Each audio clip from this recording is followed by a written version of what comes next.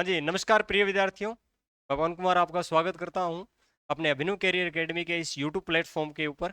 आपको पता है कि आज अपने 23 जून को ग्रुप ए का जो अपने फर्स्ट पेपर जो हुआ है फर्स्ट ग्रेड का और जीके वाला है, वो उसकी अपने बात करने जा रहे हैं, जो फर्स्ट पेपर है उसकी।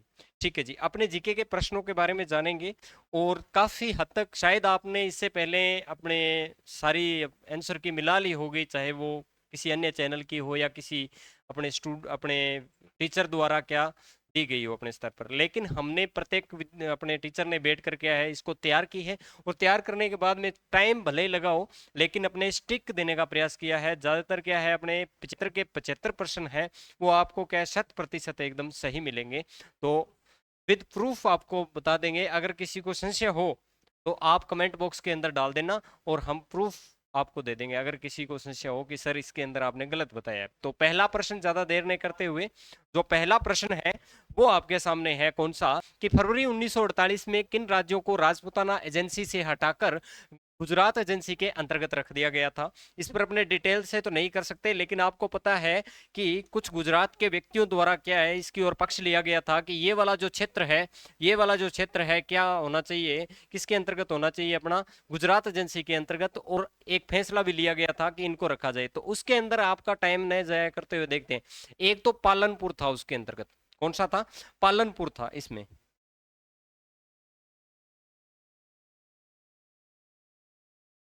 हाँ जी, एक कौन सा होगा, पालनपुर होगा। और एक था आपका कौन सा, सिरोही वाला क्षेत्र। और एक था आपका विजयनगर। और ये जो विजयनगर क्षेत्र है ना, आज वर्तमान में भीलवाड़ा के अंदर पड़ता है। कहाँ पड़ता है, भीलवाड़ा के अंदर पड़ता है, ये ध्यान रखना। इसका जो उत्तर हो जाएगा वो कौन सा हो जाएगा, ए, सी और आपका डी। ये जो आपका ऑप्शन रहेगा, ऑप्शन नंबर 3 रहेगा। ठीक है जी, अब अपने बात कर लेते हैं कौन सा।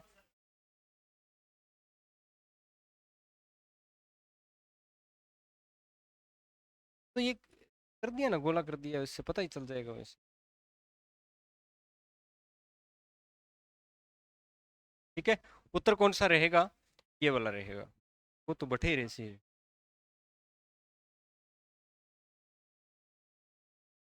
ठीक है जी, अब अपने बात कर लेते हैं किसकी, प्रश्न नंबर 2 की बात कर लेते हैं। और ये अपने बात कर लेते हैं, ये तो बच्चे बच्चे को पता है, इसका उत्तर बताने की आपको आवश्यकता ही नहीं है। 1857 की क्रांति के दौरान जो पीए थे, जिनका सिर काट के आउवा के किले पर टांग दिया गया था, बच्चे बच्चे को पता है। और ये करके आप सही आए होंगे मुझे उम्मीद है। और उत्तर हो जाएगा इसका कैप्टन मैकमोसन।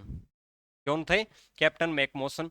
अब बात कर लेते हैं, किस किले में सबसे ऊंचे भाग का प्रयोग राजप्रसाद, ठीक है जी, और सबसे नीचे वाले भाग को जलाशयों और समतल भाग को खेती के लिए सुरक्षित रखा गया है। तो याद रखना, कुंभलगढ़ का दुर्ग है वो। और आपको पता है कि कौन सा कुंभलगढ़ का दुर्ग है और चित्तौड़गढ़ का दुर्ग है, वहां आज भी खेती होती है। तो ऐसे उदाहरण आपको कुंभलगढ़ के दुर्ग के अंदर मिलेगा। और 4 नंबर जो प्रश्न हो जाएगा, वो बड़ा ही इंपॉर्टेंट प्रश्न है। बच्चे बच्चे को पता है कि अनहैप्पी इंडिया किसकी पुस्तक है। ये काफी हद तक पढ़ी हुई है अपने, और छोटे से छोटे एग्जाम में भी इसको पूछा जाता है, कोई ज्यादा टफ नहीं है ये। तो याद रखना, अनहैप्पी इंडिया, अनहैप्पी इंडिया जो पुस्तक है वो किसकी है, लाला लाजपत राय की है। किसकी है, लाला लाजपत राय की है। अब अपने बात करते हैं, बेहतरीन क्वेश्चन है ये वाला, ये वाला बेहतरीन क्वेश्चन है। ये एक नया क्वेश्चन है। तो इसका जो उत्तर है, ढूंढने के बाद में जो मिला है वो कौन सा मिला है। इसने क्या पूछा है, रणकपुर मंदिरों के बारे में पूछा है कि रणकपुर मंदिर में की गई विशिष्ट तक्षण कला की निम्नलिखित में से कौन सी विशेषता है।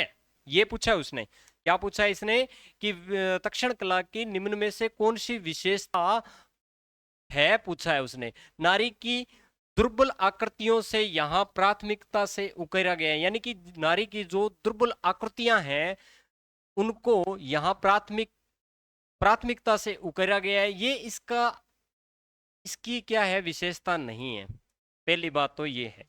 ठीक है जी, नारी प्रतिमाओं में सूक्ष्म तक्षण से विभिन्न मुद्राओं को प्रदर्शन किया गया है यहाँ, ये उत्तर है।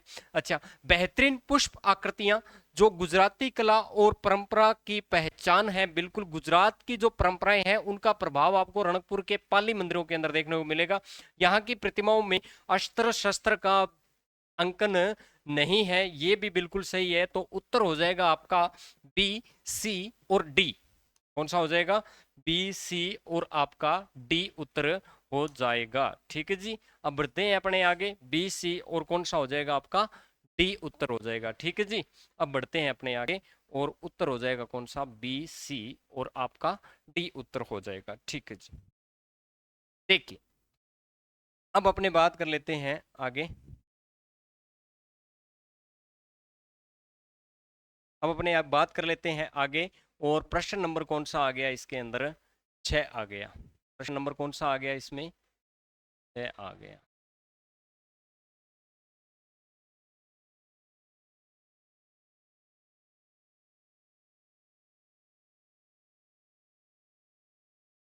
प्रश्न नंबर 6 क्या कह रहा है कि बिहार के सूबेदार के रूप में राजा मान सिंह ने अपना प्रथम अभियान बिहार के किस शासक के रूप में किया था? देखिए, बिहार की सूबेदारी दी गई थी मान सिंह को, मिर्जा राजा मान सिंह को। जब उन्हें प्रथम बार बिहार की सूबेदारी के लिए भेजा गया था तो वहां के जो राजा थे ना, वो थे पूरनमल। और पूरनमल एक जगह पड़ती है बिहार के अंदर, और वो बिहार की जगह है गिद्धौर। कौन सी है? गिद्धौर में। तो याद रखना, बिहार में जब ये प्रथम बार गए थे तो फर्स्ट तो ये था, फर्स्ट तो ये था। और उसके बाद में बात कर लेते हैं, उसके बाद में बात कर लेते हैं शंभूपुरी, और उसके बाद में बात कर लेते हैं अपने हाजीपुरी, और उसके बाद में खड़गपुर। तो देखिए, सेकंड नंबर पर अगर पूछा जाएगा आगे किसी पेपर में तो हाजीपुर के राजा गणपत के विरुद्ध गए थे ये। ठीक है ना। अब बात कर लेते हैं आगे और 7 नंबर प्रश्न की ओर देखते हैं। कौन सा?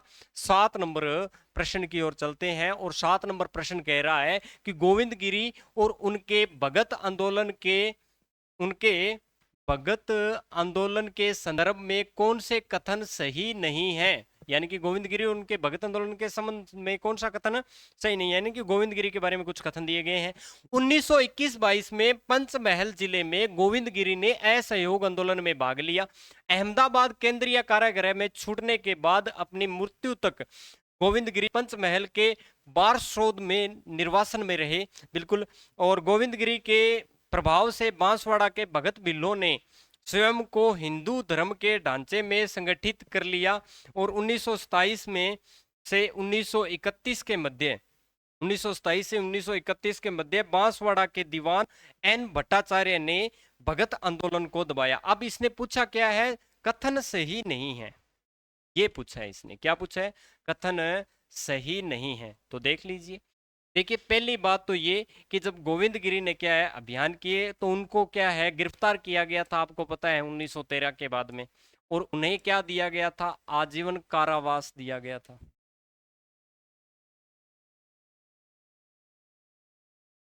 जब आजीवन कारावास दिया गया था तो उन्हें गुजरात में छोड़ा गया, लेकिन उन्हें 7 साल की सजा के बाद में क्या है इनको क्या कर दिया गया? बरी कर दिया गया वहां से। लेकिन एक शर्त पे कहा गया कि आपको मेवाड़ में नहीं घुसना है। क्या नहीं घुसना है? मेवाड़ में नहीं जाना है आपको। ठीक है जी। मेवाड़ में नहीं जाना है आपको। ठीक है। ठीक है जी। मेवाड़ में नहीं जाना है, इसलिए उन्हें कहा गया था कि आपको गुजरात के पंचमहल जिले के अंदर रहना है। और ये गुजरात के जिस पंचमहल जिले में रहे वहां पर एक गांव पड़ता है जिसका नाम है जालोद गांव। कौन सा है?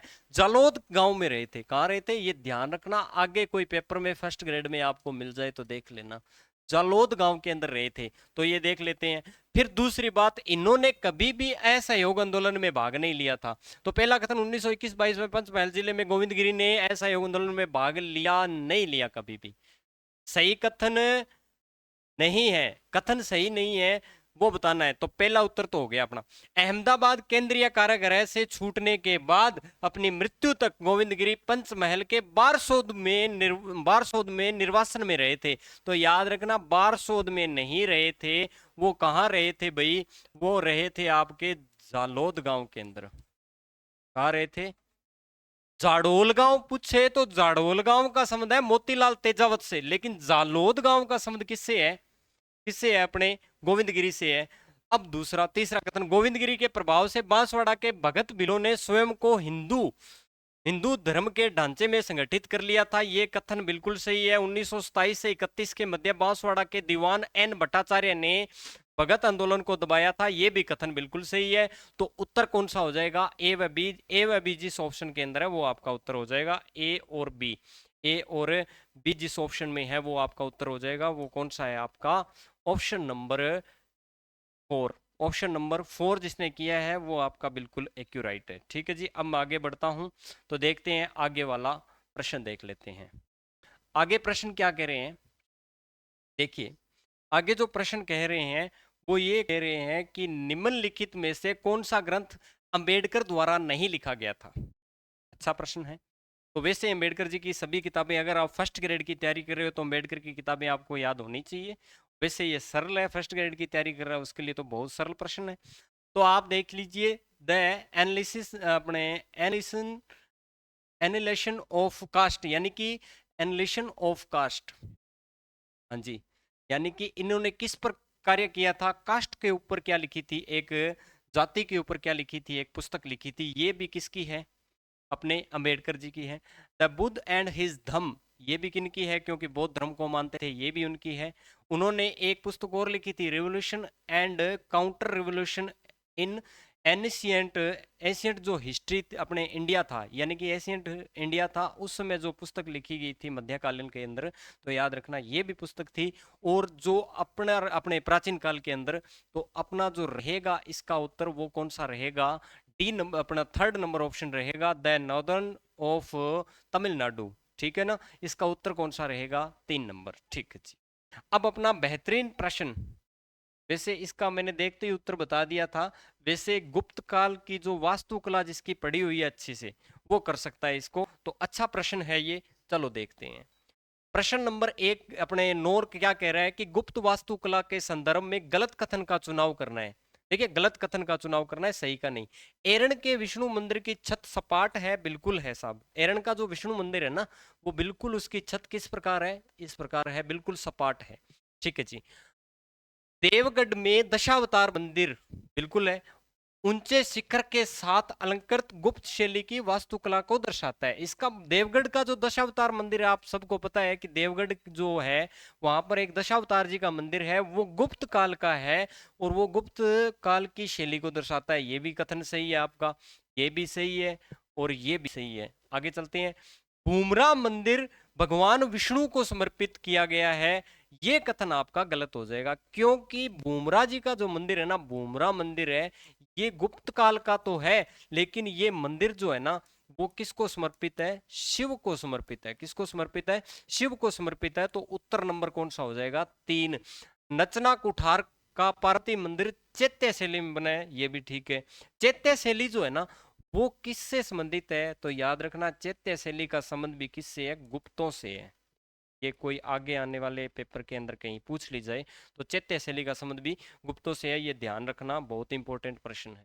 ठीक है जी, अब मैं आगे बढ़ता हूं, और अब मैं आगे बढ़ता हूं जी, अब आगे बढ़ता हूं,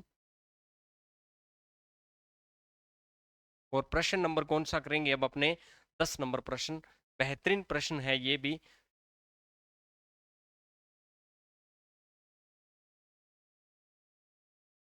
ठीक है जी। देखिए, दिल्ली सल्तनत के किस सुल्तान के काल में अजमेर के गोविंद राज ने स्वयं को रणथंभौर में स्थापित कर लिया?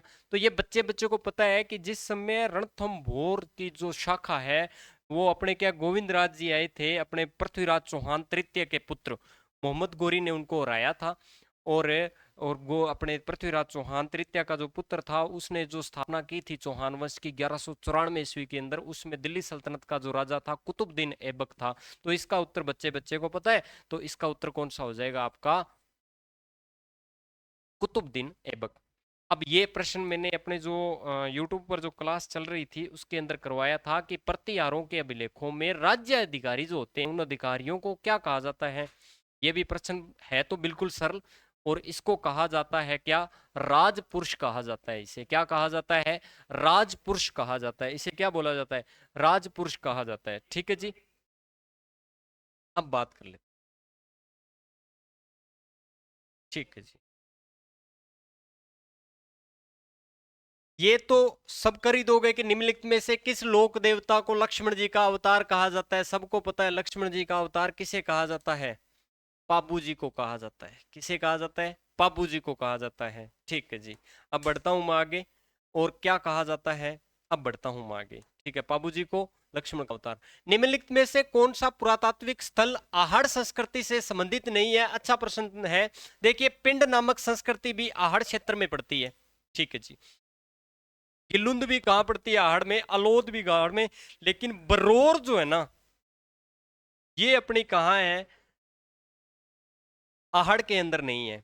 ठीक है जी। अब बढ़ता हूं मैं आगे। ये अच्छा प्रश्न किया है, भारतीय लेवल पर पूछा गया है, लेकिन लखनऊ का पूछ लिया इसने। क्या कर लिया है? ऐसे लग रहा है कि इस प्रश्न के अंदर ऐसा फील हो रहा है कि मैं यूपी के अंदर फर्स्ट ग्रेड का पेपर दे रहा हूं। 1857 के प्रथम स्वतंत्रता संग्राम में लखनऊ के विषय में निम्न तथ्यों पर कौन सा असत्य है?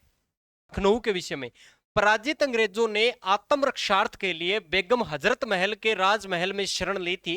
दूसरा, लखनऊ में इसकी शुरुआत 30 मई 1857 को हुई थी। बिल्कुल बिल्कुल, प्रथम विद्रोह की शुरुआत 30 मई 1857 को लखनऊ से हुई थी। लखनऊ वाले की बात कर रहा हूं। अगस्त 1857 के प्रारंभ में बिरजस कदर नाम का एक व्यक्ति था, इसको लखनऊ का वली घोषित किया गया था। क्या किया गया था? लखनऊ का वली घोषित किया गया था। यह भी ठीक है। 30 जून 1857 को चिन्हट के युद्ध में अंग्रेज पराजित हुए थे। यह भी बिल्कुल सही है। और उत्तर हो जाएगा आपका कौन सा? क्योंकि हजरत महल ने अंग्रेजों को शरण नहीं दी थी। इंपॉर्टेंट प्रश्न है ये। ठीक है जी। अब बढ़ता हूं मैं आगे। अब ये प्रश्न बहुत अच्छा है, ये भी बहुत अच्छा प्रश्न है। अब आपको पता है एकलिंगनाथ जी का मंदिर किसने बनवाया था? पप्पा रावल ने बनवाया था। ये आपको पढ़ाया था मैंने, लेकिन ये कभी नहीं बताया था, मैं झूठ नहीं बोलता कि मैंने बताया था, ये कभी नहीं बताया था कि कुंभा ने कितने गांव दिए थे। क्योंकि अपने 4th ग्रेड का जो चल रहा है उसके अंदर ये चीजें नहीं बताई गई। लेकिन बहुत अच्छा प्रश्न है। और पूछा क्या है उसने कि महाराणा कुंभा ने निम्नांकित में से कौन से गांव एकलिंगनाथ जी के मंदिर की पूजा और व्यवस्था हेतु प्रदान किए थे? ठीक है जी। अब देख लीजिए ऑप्शन क्या है। लेकिन मुझे इतना पता है कि उन्होंने जब गांव दिए थे ना, तो एक कांकरोली गांव पड़ता है। कौन सा पड़ता है? कांकरोली दिया था। ठीक है जी। तो उत्तर कौन सा हो जाएगा? एक नंबर, आहड़, कल्याणपुर, जगत और कांकरोली, 4 गांव क्या है दिए थे? क्या दिए थे? 4 गांव दिए थे। ठीक है जी। अब बढ़ते हैं आगे। अब हिंदी वाले कितने नंबर से है?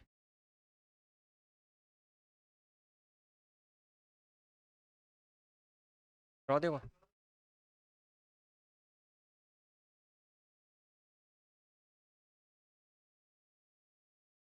बीडी सर अभी आपको मैथमेटिक्स करवाएंगे भाई।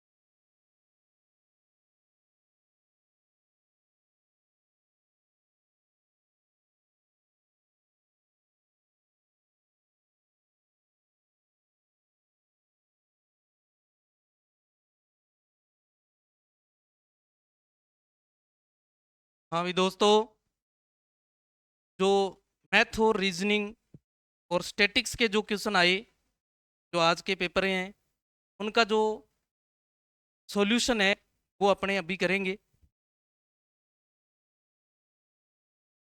अपना जो पहला क्वेश्चन जो है वो रीजनिंग का क्वेश्चन नंबर 16 था।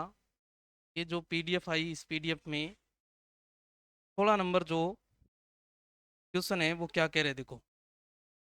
यदि एक निश्चित कूट भाषा में ये एक शब्द दे रखा था और इसको ये लिखा गया था, इसी तरीके से एक और शब्द दे रखा था, इसको ये लिखा गया था, फिर ये पूछा गया था कि मैथमेटिक्स को कैसे लिखेंगे, मैथमेटिक्स को कैसे लिखेंगे। तो अपने पहले इसको जांच करते हैं कि ये जो शब्द लिखा है इससे कैसे आया है। देखो पहले आई एम लेके आया, ये आई एम देखो ये रहा यहाँ, यानी कि आई एम ये वाला, यानी कि यहाँ अपने पास 4 छोड़ के पहला ले रहा है, देखो है ना, आई एम है। तो इसमें भी देखो क्या ऐसा ही है, इसमें चेक करें अपने, देखो 4 छोड़ के यानी बी और ए, बी और ए आ रहा है देखो, है ना। तो इसमें भी ऐसे ही ले लें अपने, 4 छोड़ दें तो क्या आ जाएगा, ई एच आ जाएगा, देखो क्या आ जाएगा, ई एच आ जाएगा। अब ई एच देखो यहाँ भी है, यहाँ भी है और यहाँ भी है, चारों ऑप्शन में ई एच है। उसके बाद इसने जो लिया अपने पास जी आर लिया, यानी कि जी और आर, यानी पहला और ए तीसरा लिया इसने। इसमें भी क्या ऐसे ही लिया है, देखो पहला और ए तीसरा लिया है, देखो पहला और तीसरा ई और ए टी। तो इसमें भी ऐसा ही कर दो, पहला और तीसरा लो आप, पहला और तीसरा लेंगे तो एम टी आ रहे हैं, एम टी और ये टी एम आ गया, तो ये गलत हो गया, एम टी आ रहा है देखो, यानी कि एक ऑप्शन अपना यहाँ कम हो गया। उसके बाद क्या लिया अपने पास, ई लिया है, देखो ई जो बीच में बच गया था इसको लिया, देखो इधर देखो एस लिया है, बीच में जो बच गया था इसको ले लिया एस। अब यहाँ अपने पास बीच में कौन बच गया, ए बच गया, तो ए आ रहा है, यहाँ भी है, यहाँ भी है और यहाँ भी है देखो। इसके बाद क्या लिया है देखो, इसके बाद एन और एन लिया है, तो यानी कि इसके बाद जो बच गया आधे के बाद पहला और लास्ट लिया, देखो पहला और लास्ट। क्या इसमें भी ऐसा ही लिया है, देखो एल और डी, ये देखो एल और डी लिया है। तो इसमें भी अपने भी ऐसा ही कर लें, एम और एस, एम और एस देखो यहाँ भी है और यहाँ भी है, एम और एस देखो, ओके हाँ जी। उसके बाद है ओ ए लिए, देखो ओ ए ऐसे, इसमें भी ऐसे किया है, देखो ई से आई आया है, ई से आई आया है। इसमें आएंगे तो सी से ए, सी से ए, सी से ए देखो इसमें है, इसमें नहीं है, देखो सी टी आ गया, ये गलत हो गया, और सी एल आ गया, इसमें भी गलत हो गया। तो कौन सा बच गया, तीसरा ऑप्शन जो है वो बच गया, यानी जिसने 3 नंबर लगाया है उसका बिल्कुल सही हो जाएगा, ओके हाँ जी। नेक्स्ट जो था अपने पास 17 नंबर एक अच्छा क्वेश्चन था, देखो 17 नंबर जो था आपको जो बहुपद है उस बहुपद से क्वेश्चन लिया हुआ है, बहुपद से क्वेश्चन लिया।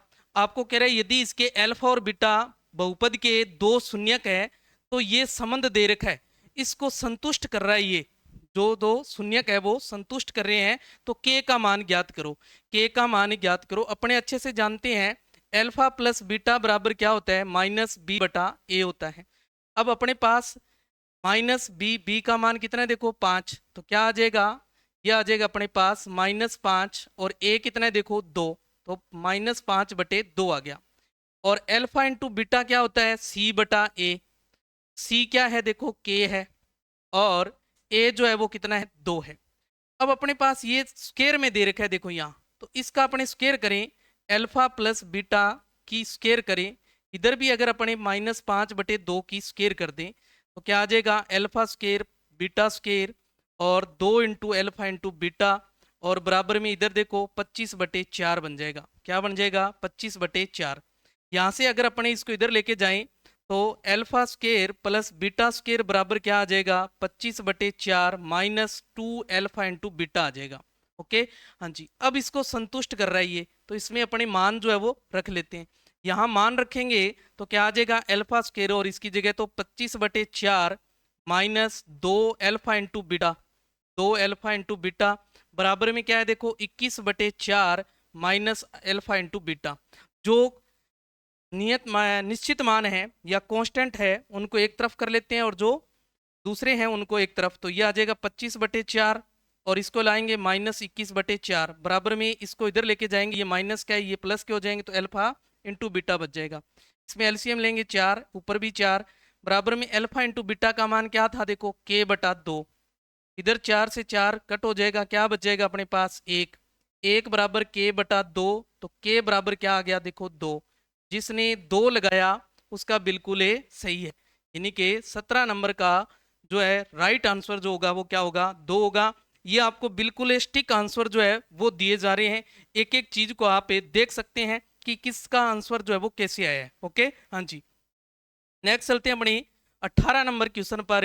18 नंबर क्वेश्चन है, आपको 3 वितरण दे रखे थे, क्या दे रखे थे, 3 जो वितरण हैं उनको दे रखे थे, और 3 वितरण देके आपसे कथन दे रखे थे नीचे, और उन कथनों को पूछा था कि सही है या गलत है, सही है या गलत है।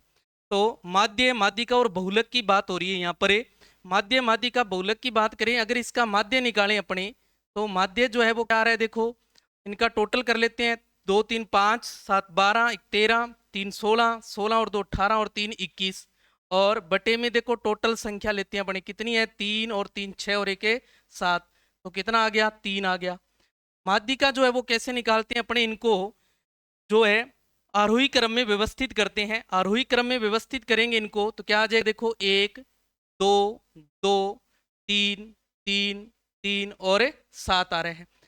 ये देखो विषम है, विषम होता है तो बीच वाला क्या होता है माध्यिका होता है, यानी कि माध्यिका कितनी आ रही है 3। और बहुलक है, बहुलक क्या है, बहुलक जो सबसे ज्यादा बार आता है वो बहुलक होता है। तो सबसे ज्यादा बार देखो ध्यान से कौन आ रहे हैं, 3 जो है वो सबसे ज्यादा बार आ रहे हैं, तो 3 बहुलक है, 3 क्या है बहुलक है।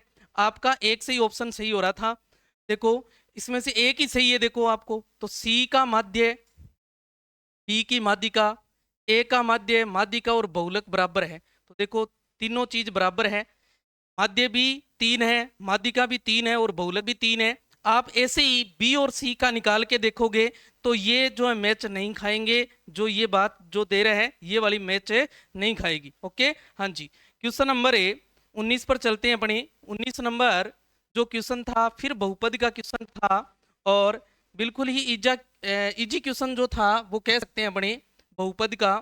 कैसे कि बहुपद दिया हुआ था एक्स स्क्र प्लस ए प्लस ए 1, और इनटू में एक्स प्लस बी के 2 शून्यक दे रखे हैं 2 और -3, तो ए और बी का मान जो है वो क्या आएगा ये बताना था। अभी बताया मैंने अल्फा प्लस बीटा बराबर क्या होता है -b बटा ए होता है। अल्फा कितना है 2 है, और बीटा कितना है -3 है। -b का मान कितना है देखो, x का जो गुणांक है a प्लस 1 है, और a जो एक्स स्क्र का गुणांक होता है 1 है ना, जहाँ कुछ भी नहीं होता 1 लेते हैं, तो ये आ गया -1, और ये क्या आ जाएगा माइनस का a प्लस 1 भाग देंगे 1 से, तो ये आएगा माइनस से माइनस कैंसिल, तो एक इस एक को इधर लाएंगे -1 बराबर a, 1 से 1 कैंसिल हो जाएगा, क्या बचेगा 0, तो a का मान क्या आ रहा है 0 आ रहा है, a का मान जो है वो क्या आ रहा है 0 आ रहा है अपने पास। ओके हाँ जी, अब b का मान चाहिए, a का मान 0 तो 2 में है, ये 2 तो वैसे ही गलत हो गए, देखो बच गए अपने पास 2 और 4, तो b के लिए अल्फा इंटू बीटा जो है वो क्या होता है c बटा a होता है। अल्फा कितना है 2 है, और बीटा कितना है -3 है। c क्या है देखो, c दे रखा है b, बटा में a था 1 अपने पास, ये कितना हो गया -6, और b में 1 का भाग देंगे तो कितना आ जाएगा अपने पास 6, यानी b का मान क्या आ रहा है -6 आ रहा है, तो कौन सा हो जाएगा 2 नंबर जो ऑप्शन है वो अपना सही हो जाएगा। जिसने 2 नंबर लगाया है उसका बिल्कुल ए राइट आंसर है। ओके हाँ जी, नेक्स्ट बढ़ते हैं अपने 20 नंबर क्वेश्चन की तरफ। हो 20 नंबर क्वेश्चन है वो क्या कह रहा है देखो, ये आपको आंकड़े दे रखे हैं और इनको आरोही क्रम में व्यवस्थित किया गया है पहले से, और कह रहे हैं इसकी माध्यिका जो है वो 16 है, तो x के बराबर क्या है, x के बराबर क्या है। अब ध्यान दें ये जो संख्याएं हैं ये कितनी है अपने पास, संख्याएं जो है वो कितनी है 6 संख्याएं हैं, 6 क्या है सम है। जब सम होता है तो हम क्या करते हैं, बीच वाले जो 2 मान आते हैं उनको लेते हैं और उनका औसत निकालते हैं, तो x - 2 प्लस x बटा में 2 बराबर क्या है माध्यिका, माध्यिका कितनी है 16, x और x कितने हो गए 2x -2, क्रॉस गुणा करेंगे तो कितना आ जाएगा 32, तो 2x बराबर क्या आ जाएगा 32 प्लस 2, यानी कि 2x बराबर बना 34, तो x बराबर कितना आ जाएगा 17। जिसने 17 लगाया उसका बिल्कुल ए राइट आंसर है, यानी कि जिसने 4 नंबर ऑप्शन लगाया है उसका बिल्कुल ए सही आंसर है। ओके हाँ जी, नेक्स्ट 21 नंबर क्वेश्चन की तरफ बढ़ते हैं अपने। 21 नंबर क्वेश्चन जो है वो क्या कह रहा है देखो, 21 नंबर जो क्वेश्चन था वो क्या कह रहा है, देखो 21 नंबर एक क्वेश्चन जो है वो क्या कह रहा है, 21 नंबर जो है वो ये कह रहा है आपको कि यदि घन के एक फलक का क्षेत्रफल, अब जो घन का फलक होते हैं वो फलक कैसे होते हैं, वर्गाकार होते हैं, अपने अच्छे से जानते हैं। घनाभ के फलक कैसे होते हैं, आयताकार होते हैं। तो घन के फलक की बात हो रही है, एक फलक की बात हो रही है। तो एक फलक का क्षेत्रफल जो है वो क्या है, उसी फलक के परिमाप का 1.5 गुना है। यानी कि एक तो क्षेत्रफल है और एक उसका परिमाप है। जो क्षेत्रफल है ना वो परिमाप का कितना गुना है, 1.5 गुना है। तो हमने दोनों को क्या करना है, बराबर करना है। तो परिमाप को अपने क्या करेंगे, 1.5 से गुणा कर देंगे, दोनों बराबर हो जाएगा। अब फलक कैसा है वो मैंने अभी बताया, फलक जो है वो कैसा है, वर्गाकार है। कैसा है, वर्गाकार है। तो वर्ग का क्षेत्रफल क्या होता है, भुजा की स्क्वायर होता है। क्या होता है, भुजा स्क्वायर। और 1.5 इंटू में परिमाप क्या होता है, परिमाप होता है 4 इंटू भुजा। क्या होता है, 4 इंटू भुजा। इस भुजा से इसकी स्क्वायर हट जाएगी, तो भुजा बराबर कितना बच जाएगा अपने पास से, 1.5 को 4 से गुणा करेंगे 6.0 आ जाएगा। ये तो आ गई भुजा। लेकिन आपसे पूछा क्या कि घन का आयतन बताओ। घन की जो भुजा है वो तो कितनी आ गई, 6 सेमी आ गई। तो आयतन चाहिए, तो आयतन क्या होता है, भुजा की क्यूब। आयतन जो है वो क्या होता है, भुजा की क्यूब होता है। भुजा की क्यूब होता है। तो भुजा की क्यूब करेंगे तो 6 की क्यूब कितना होता है सर, 6 की क्यूब होता है 216। कितना होता है, 216। तो 216 है देखो एक नंबर में, यानी कि जिसने एक नंबर लगाया है उसका बिल्कुल ए राइट आंसर है। उसका क्या है, बिल्कुल ए राइट आंसर है। आपको बिल्कुल स्टिक आंसर जो है वो दिए जा रहे हैं, और साथ साथ में आपको सॉल्यूशन भी बताया जा रहा है कि किस तरीके से इसका आंसर जो है वो ऐसे आया। ओके, हाँ जी। नेक्स्ट चलते हैं अपने 22 नंबर क्वेश्चन की तरफ। 22 नंबर जो क्वेश्चन है वो क्या कह रहा है, देखो 22 नंबर जो क्वेश्चन है उसमें आपको x की वैल्यू दे रखी है। x की क्या दे रखी है, वैल्यू दे रखी है। देखो x की वैल्यू जो है वो दे रखी है, क्या दे रखी है, 7 प्लस ए रूट 40 दे रखा है। देखो तो इससे को अपने लिख सकते हैं ना, 7 प्लस रूट 40 को लिख सकते हैं ना 4 इंटू 10, 4 इंटू 10।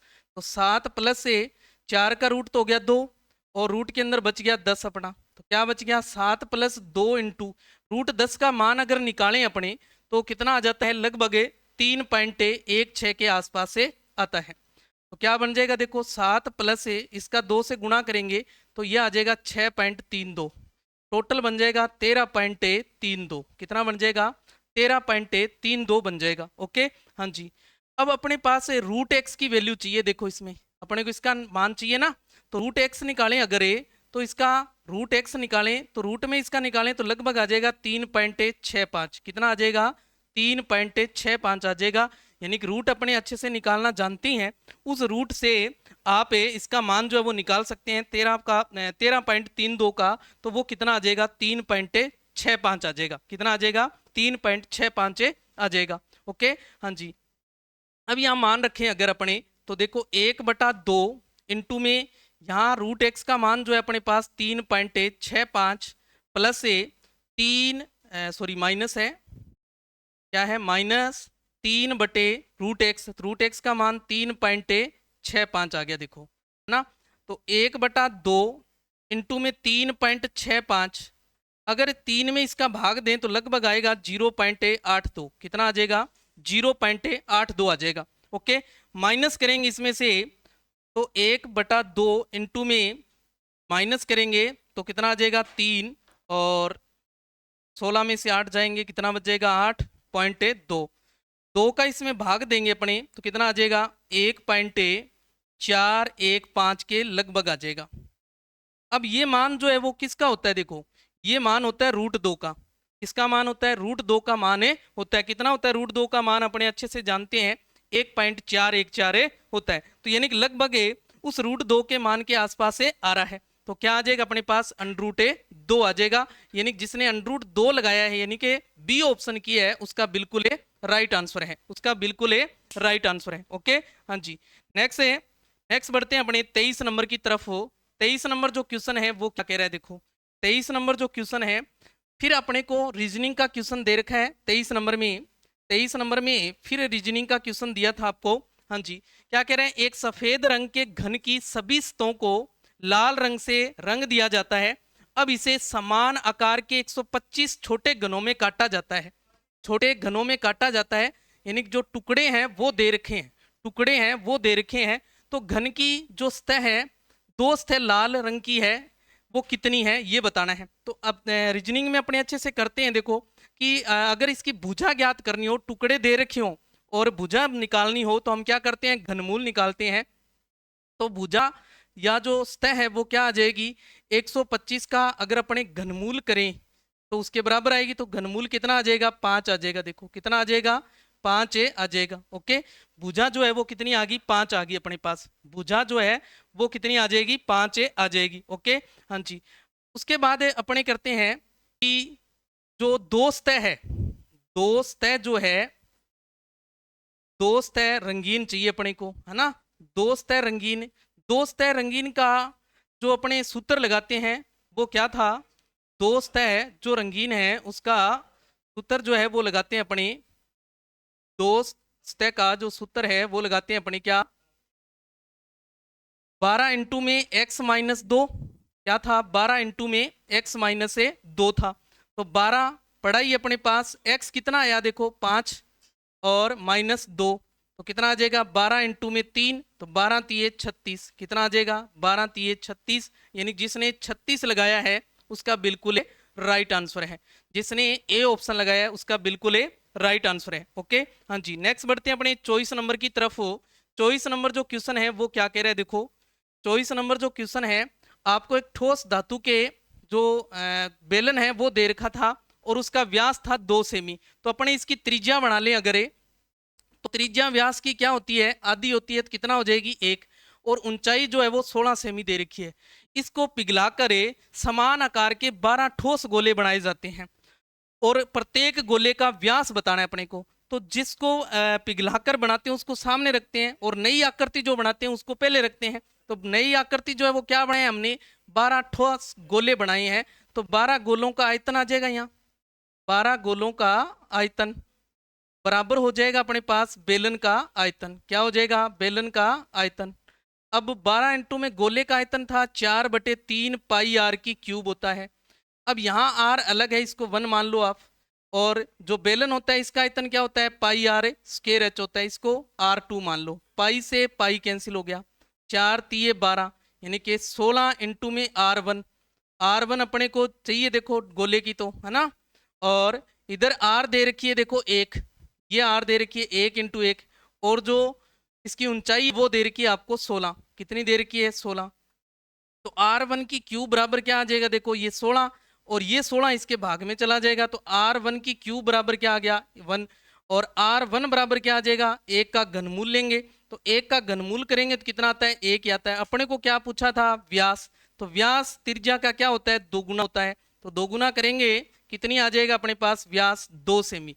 तो कितना आ जाएगा, व्यास 2 सेमी आ जाएगा साहब आपका, कितना आ जाएगा 2 सेमी। यानी जिसने तीसरा ऑप्शन लगाया है या सी ऑप्शन लगाया है उसका बिल्कुल राइट आंसर है। ओके, हाँ जी। नेक्स्ट बढ़ते हैं अपने 25 नंबर की तरफ। 25 नंबर जो क्वेश्चन है वो आपको क्या कह रहा है, देखो 25 नंबर जो क्वेश्चन है वो क्या कह रहा है, देखो 25 नंबर क्वेश्चन में लंबवर्तीय शंकु की त्रिज्या और तिर्यक ऊंचाई में अनुपात दिया हुआ है। त्रिज्या और जो तिर्यक ऊंचाई है उसमें अनुपात दे रखा है 4:7, 4:7। हमें त्रिज्या चाहिए, त्रिज्या बचा लो यहाँ, समझ गए। तो L बराबर निकालें तो L बराबर क्या आ जाएगा अपने पास, 7R/4, क्रॉस गुणा करके निकालेंगे तो L बराबर क्या आ जाएगा, 7R/4।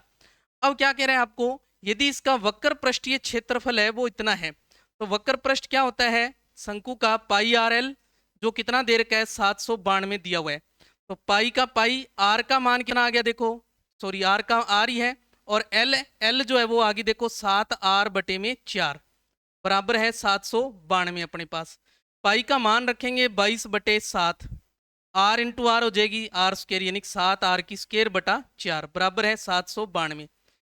इस 7 से ये 7 कैंसिल हो जाएगा। ओके, हाँ जी। तो आर स्क्र बराबर क्या आ जाएगा 792।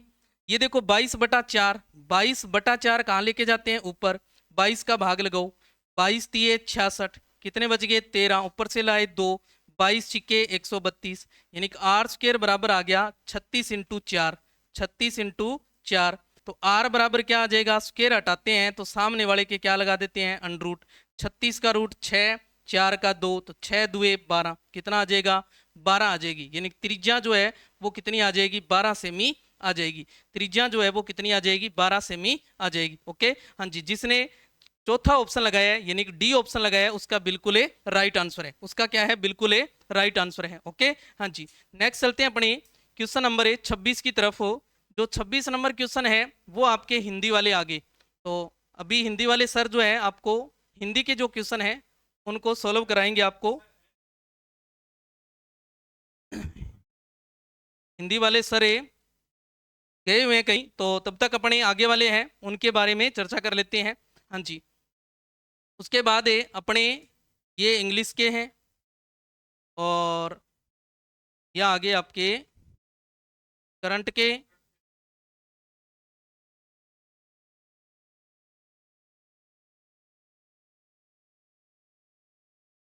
ये यानी कि आपके 5 क्वेश्चन आगे 30 तक के हिंदी के। उसके बाद 31 से 5 जो है इंग्लिश के हैं। इंग्लिश वाले सर आ रहे हैं अभी, तो आपको इंग्लिश वाले जो क्वेश्चन है वो सर करवाएंगे अभी। तो इंग्लिश वाले जो क्वेश्चन है वो आपको सर बताएंगे अभी।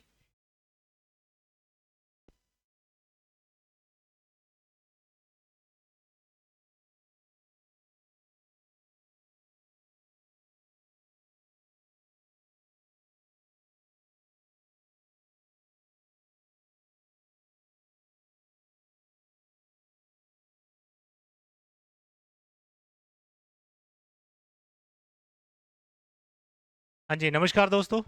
फर्स्ट ग्रेड के पेपर में अपने बात करेंगे इंग्लिश का जो पोर्शन है ना, उसमें बात करेंगे अब। और इससे पहले जो मैथ का जो पोर्शन है वो हो गया कंप्लीट। और अब अपने जो अंग्रेजी का पेपर है, अंग्रेजी के पर्सन है, उसके बारे में बात करते हुए अपने आगे जो आर्थिक समीक्षा का पेपर है उसमें बात करेंगे। ठीक है, तो पहला जो प्रश्न इसमें देखो, 31 नंबर प्रश्न देखिए आप। तो 31 नंबर प्रश्न का जो इसमें बताना है, the forest department has planted trees.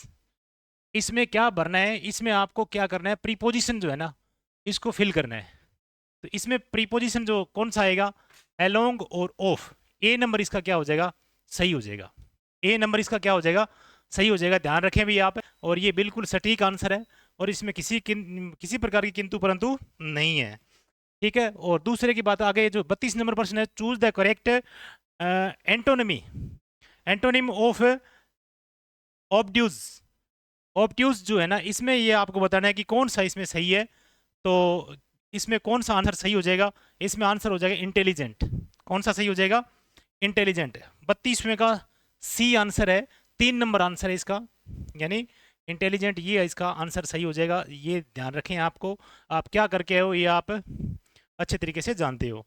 और आगे जो नेक्स्ट एग्ज़ाम होने वाले हैं उनके लिए भी ये एक हिदायत है कि आप इनमें से और इनसे संबंधित जो ये शब्द है ये आप, हाँ, बी ग्रुप वाले और जो ई ग्रुप वाले जो जितने भी हैं वो सारे जीके के पेपर होने वाले हैं ना, वो सारे ध्यान रखो आप। इनमें से ही ये ऑप्शन है वो अच्छे तरीके से इनको ध्यान में कर लो, ताकि फिर ये इनमें ऑप्शन चेंज होकर के भी आ सकते हैं। सेम पर्सन नहीं आए तो कोई दिक्कत नहीं है, ऑप्शन भी आ सकते हैं, इसमें से पर्सन बन के आ सकते हैं। ठीक है, 33 नंबर पे बात करते हैं। तो 33 नंबर पे बात करें तो ये आता है इसमें कि choose the correct translation of the phrase given, अपने एब्सोल्व फ्रॉम लाइबिलिटी। इसमें फ्रेज जो दे रखी है उनमें से आपको सही चूज करना है, इसमें कौन सा इसमें सही है आंसर किसका, 33 नंबर का। 33 नंबर का बी ऑप्शन इसका, दायित्व से मुक्ति, दायित्व से मुक्ति इसका आंसर सही हो जाएगा। लाइबिलिटी यानी दायित्व, जो एब्सोल्व फ्रॉम लाइबिलिटी, इसका दायित्व से मुक्ति, ये इसका प्रश्न क्या हो जाएगा, यानी आंसर सही हो जाएगा, दायित्वों से मुक्ति। ठीक है, अब 34 नंबर की बात करें तो 34 नंबर में आता है कि select a suitable determiner to fill in the blank. I have written two, इसमें ब्लैंक दे रखा है, इसमें candidate who have registered for the post. तो इसका आंसर कौन सा हो जाएगा, इसका आंसर हो जाएगा ऑल, ऑल कैंडिडेट। इसका आंसर हो जाएगा ऑल कैंडिडेट, यानी ऑल इसका आंसर आएगा। इसका डी नंबर ऑप्शन क्या हो जाएगा, सही हो जाएगा। ठीक है, और फिर आगे बात करते हैं 35 नंबर की। तो 35 नंबर में आंसर आता है इसका, सेलेक्ट द करेक्ट अपने form of the tense from the verb given in the brackets, जो ब्रैकेट में दे रखी है वर्ब, उसमें जो वर्ब दे रखी है उसको आप क्या करना है, टेंस की दृष्टि से सही करना है। ठीक है, कौन सी इसमें सही होगा, तो इसका आंसर कौन सा हो जाएगा 35 का। 35 का आंसर हो जाएगा ए नंबर, टर्न और वेंट। ये इसका ए नंबर इसका क्या हो जाएगा, सही हो जाएगा। ध्यान रखें आप कौन सा करके हो, इसमें मिलान कर लेना, एकदम सटीक आंसर की है। ठीक है, नेक्स्ट बात करते हैं अपने 36 नंबर प्रश्न। अब आ जाओ आर्थिक समीक्षा पर, इस पे आ जाओ, आर्थिक समीक्षा का जो प्रश्न है ना, ये आ जाओ। और जिसने गहराई से पढ़ा है आर्थिक समीक्षा को, उसमें से आपने सही किया, ये उसने सही किया है। और बाकी ऊपर सुपर की आर्थिक समीक्षा नहीं आई है, बहुत गहराई से पढ़ने के बाद में ये आंसर सही बैठता है भी। और मैंने आर्थिक समीक्षा की 3 ही क्लास लगाई थी, और 3 क्लास में से 3% पढ़ गए इसमें। ठीक है, तो ये एक तो ये प्रश्न आ गया इसमें, निजी क्षेत्र में जो निजी क्षेत्र के माध्यम से 2025-26 में कितना ऊर्जा उत्पादन किया जाना प्रारंभ किया जाना प्रस्तावित है। देखो बात है कि बजट 2025-26 की, इसके अंतर्गत राज्य को अक्षय ऊर्जा के क्षेत्र में, अक्षय ऊर्जा के क्षेत्र में आगे ले जाने के लिए निजी क्षेत्र की बात है, ये ध्यान रखना, सार्वजनिक क्षेत्र की बात नहीं है। यहाँ पर निजी क्षेत्र के माध्यम से 2025-26 में कितना ऊर्जा उत्पादन प्रारंभ किया जाना प्रस्तावित है, तो इसका 10 मेगावाट आ जाएगा। आंसर क्या आ जाएगा इसका, 10 मेगावाट आ जाएगा। बिल्कुल सटीक आंसर की है, भले ही देरी से आई है आंसर की, परंतु ये सटीक आंसर की है, सही उत्तर है इसका बिल्कुल। ठीक है, बहुत सारे लोग जो 100 गीगावाट करवा रहे हैं, तो ये 100 गीगावाट यहाँ नहीं देख रहे हैं, वो निजी क्षेत्र का नहीं देख रहे हैं। ठीक है, ऑल ओवर देख रहे हैं, और 2030 तक का आंकड़ा ये 100 गीगावाट वाला। तो ठीक है, तो 10 गीगावाट है ये 25-26 तक का। ठीक है, नेक्स्ट बात करें अपने, नेक्स्ट 37 नंबर पे आ जाओ। 37 नंबर का देखो काफी बड़ा प्रश्न है ये, 37।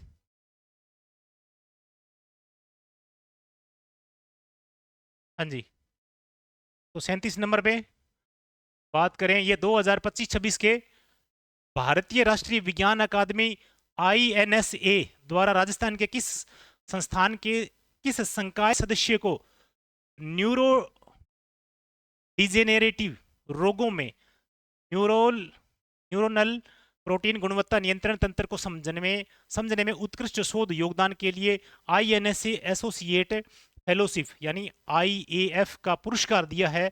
इसका सही आंसर जो है ना, ये आप अच्छे तरीके से हमने खोजबीन करके इसको देखा है, तो ये आ जाएगा भारतीय प्रौद्योगिकी संस्थान जोधपुर के प्रोफेसर अमित मिश्रा, इनको दिया गया। पूरे डिटेल से ये देख लेना, आप इसको सर्च करना, AIF के माध्यम से पुरस्कार जो दिया गया NINSA एसोसिएट के माध्यम से। अगले जो पेपर देने वाले विद्यार्थी है वो इनको सभी को देख लेना आप।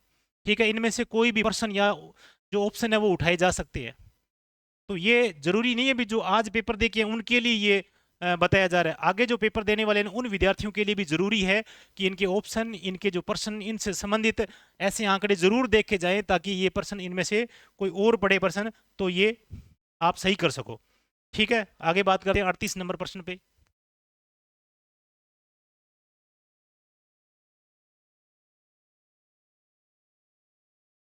छब्बीस वाला प्रश्न पीछे गया,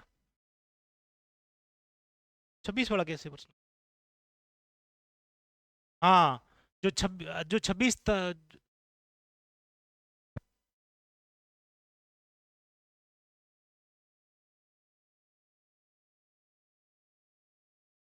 हाँ जो नेक्स्ट जो पेपर होने वाले हैं ना, जो नेक्स्ट पेपर होने वाले हैं वो सारे देख के जाए। और ये 3 क्लासें मैंने दे रखी है, उन 3 क्लासों में ऊर्जा का टॉपिक है, और आर्थिक समीक्षा जो पहला जो आर्थिक आंकड़े हैं, और सारे जो इसमें दे रखे हैं परिवहन के और PPP मॉडल के, और बाकी इसमें जो सड़क जो है उसमें सारे जो प्रश्न पड़े हैं। और मैंने सिलेक्टेड 3 ही क्लास करवाई थी, और 3 क्लासों में से 3 प्रश्न उसमें से आ गए। तो आप एक बार इसको और देख लेना, और देखोगे तो आगे नेक्स्ट जो एग्जाम देने जा रहे हैं जो विद्यार्थी, वो आप इसको देख के जाना क्लासों को। ये जो आर्थिक समीक्षा की 3 क्लासें वो देख जाना, और बाकी कुछ मत देखना, आप 3 क्लासें आर्थिक समीक्षा देख लेना, इसमें से पर्सन आपके 3-4 और पड़ जाएंगे इसमें, ठीक है ना। तो ये पर्सन बहुत ही सिलेक्टेड पर्सन करवाए हुए हैं। आगे बात करते हैं आजू गुजा के बारे में। आजू गुजा जो एक चिल्ड्रन फेस्टिवल हुआ था, और ये 22 और 23 फरवरी को यानी 22 और 23 फरवरी को 2025 को आयोजित हुआ। राजस्थान के बीकानेर में आयोजन हुआ। ये पहला वाक्य भी सही है, ठीक है, ये पहला ऑप्शन बिल्कुल सही है, बीकानेर में हुआ था। आजू गुजा चिल्ड्रन जो फेस्टिवल का आयोजन राजस्थानी भाषा साहित्य संस्कृति अकादमी द्वारा किया गया। ये यहाँ पर जो है ना, ये गड़बड़ है, यहाँ गड़बड़ है। राजस्थानी भाषा साहित्य और संस्कृति अकादमी द्वारा नहीं किया गया था, ये जिला प्रशासन के द्वारा ये इसका आयोजन करवाया गया था। किसके द्वारा? जिला प्रशासन के द्वारा इसका आयोजन करवाया गया था। तो ये 2 नंबर इसका क्या हो जाएगा? राइट, यानी गलत हो जाएगा। और इसमें पूछा क्या है, कौन से सही है? तो सही 1 नंबर ये इसका, तो केवल एक सही है, ध्यान रखें, ये केवल एक ही सही है। ये ऊपर वाला वाक्य बिल्कुल सही है, ये ऊपर वाला कथन दे रखा है बिल्कुल सही। यहाँ पर क्या है कि आजू गुजा चिल्ड्रन जो फेस्टिवल आयोजन है ना, ये जिला प्रशासन ने करवाया था, न कि इस अकादमी ने करवाया था, ठीक है, ध्यान रखें इस बात का। आगे चलते हैं, 39 नंबर प्रश्न पे आ जाओ आप। 39 नंबर प्रश्न ये कहता है कि निम्नलिखित कथनों पर विचार करना है। और विचार क्या है इसमें, देखो 39 नंबर में कि मार्च 2025 में प्रोफेसर अभय करंदीकर ने राष्ट्रीय अनुसंधान फाउंडेशन ANRF के CEO का कार्यभार ग्रहण किया। अब ये पहला ही जो ऑप्शन है ना, इसमें इस प्रश्न में पहला ही ऑप्शन, इसमें डॉक्टर शिव कुमार कल्याण रमन है। यहां पर देख लेना कि डॉक्टर शिव कुमार कल्याण रमन, प्रोफेसर डॉक्टर शिव कुमार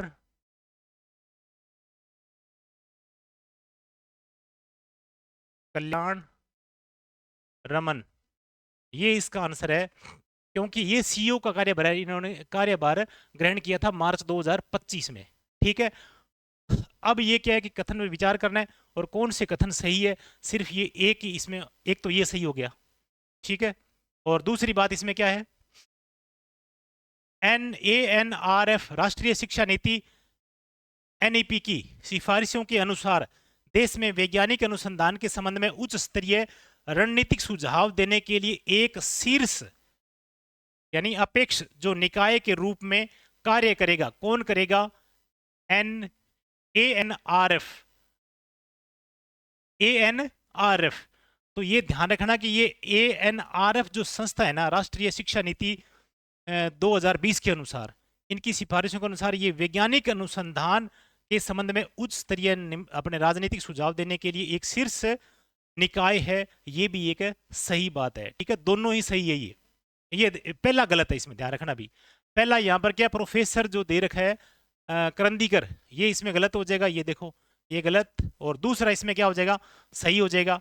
तो आप इनमें से देखियो पूछा क्या, इसमें केवल 2 सही है, तो केवल 2 सही है, इसका आंसर 4 नंबर हो जाएगा। क्या हो जाएगा? 4 नंबर इसका आंसर सही हो जाएगा, ठीक है। और इसके बाद में अपने बात करते हैं 4 नंबर ये आंसर याद रखना भी, और जो आगे नेक्स्ट पेपर देने वाले वो भी विद्यार्थी ध्यान रखें, इस बात को अच्छे तरीके से पढ़ ले। 40 नंबर प्रश्न पे आ जाओ आप। 40 नंबर प्रश्न पूछा है, बिल्कुल ईजी है ये। जो अभी वर्तमान में कोई अखबार वगैरह या कुछ मैगजीन्स पढ़ रहा है तो इसमें ये प्रश्न क्लियर हो जाएगा, क्योंकि मार्च 2025 में किसने कनाडा के प्रधानमंत्री के रूप में शपथ ली है। तो अभी G7 जो अपने सम्मेलन हो रहा है उसके बारे में बार बार नाम आता है, मार्क कार्नी। इसका आंसर क्या आ जाएगा? Mark Carney. ये 1 नंबर इसका ऑप्शन क्या हो जाएगा? सही हो जाएगा कि कनाडा के प्रधानमंत्री के रूप में शपथ दिलाई गई है, तो मार्क कार्नी इसका आंसर सही हो जाएगा। 41 नंबर पे खेलो इंडिया पैरा गेम्स 2025 के बारे में निम्नलिखित में से कौन सा कथन सही नहीं है? याद रखें ये सही नहीं है। यह खेलो इंडिया पैरा गेम्स का तीसरा संस्करण, यहां पर तीसरा नया होकर के दूसरा है, ये ध्यान रखना भी। कौन सा? ये दूसरा है, ठीक है। और 20 और 27-25 के नई दिल्ली में आयोजित हुआ, ठीक बात है, ये यहाँ तक सही है, परंतु यहाँ इसमें मिस्टेक है। और स्नो लेपर्ड खेलो इंडिया पैरा गेम्स 2025 का आधिकारिक शुभंकर है, तो ये शुभंकर यहाँ पर नया होकर के इसका जो शुभंकर होगा उज्ज्वला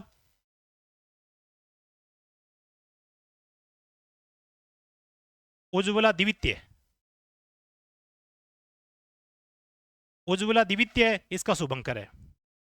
ध्यान रखना भी, ठीक है।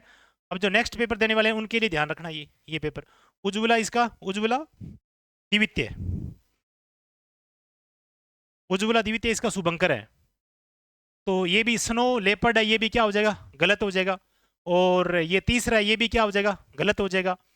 आगे चलो, इसमें पैरा तीरंदाजी, पैरा एथलेटिक, पैरा बैडमिंटन, देखो ये भी गेम है, इसमें 6 गेम शामिल है। कितने गेम शामिल है, 6। पैरा तीरंदाजी है, पैरा एथलेटिक्स है, और इसमें बैडमिंटन भी है, और पावर लिफ्टिंग भी है, और इसमें शूटिंग भी है, और इसमें टेबल टेनिस भी है। अब बताओ कितने हो गए, 1 और 2 3 4 5 और 6 गेम शामिल है। और 6 के 6 ये सेम इसमें दे रखे हैं, वो 6 के 6 इसमें शामिल है। तो 3 नंबर भी इसका ऑप्शन क्या हो जाएगा, सही हो जाएगा। 1 और 2 गलत है, 3 नंबर इसका ऑप्शन क्या है, सही है।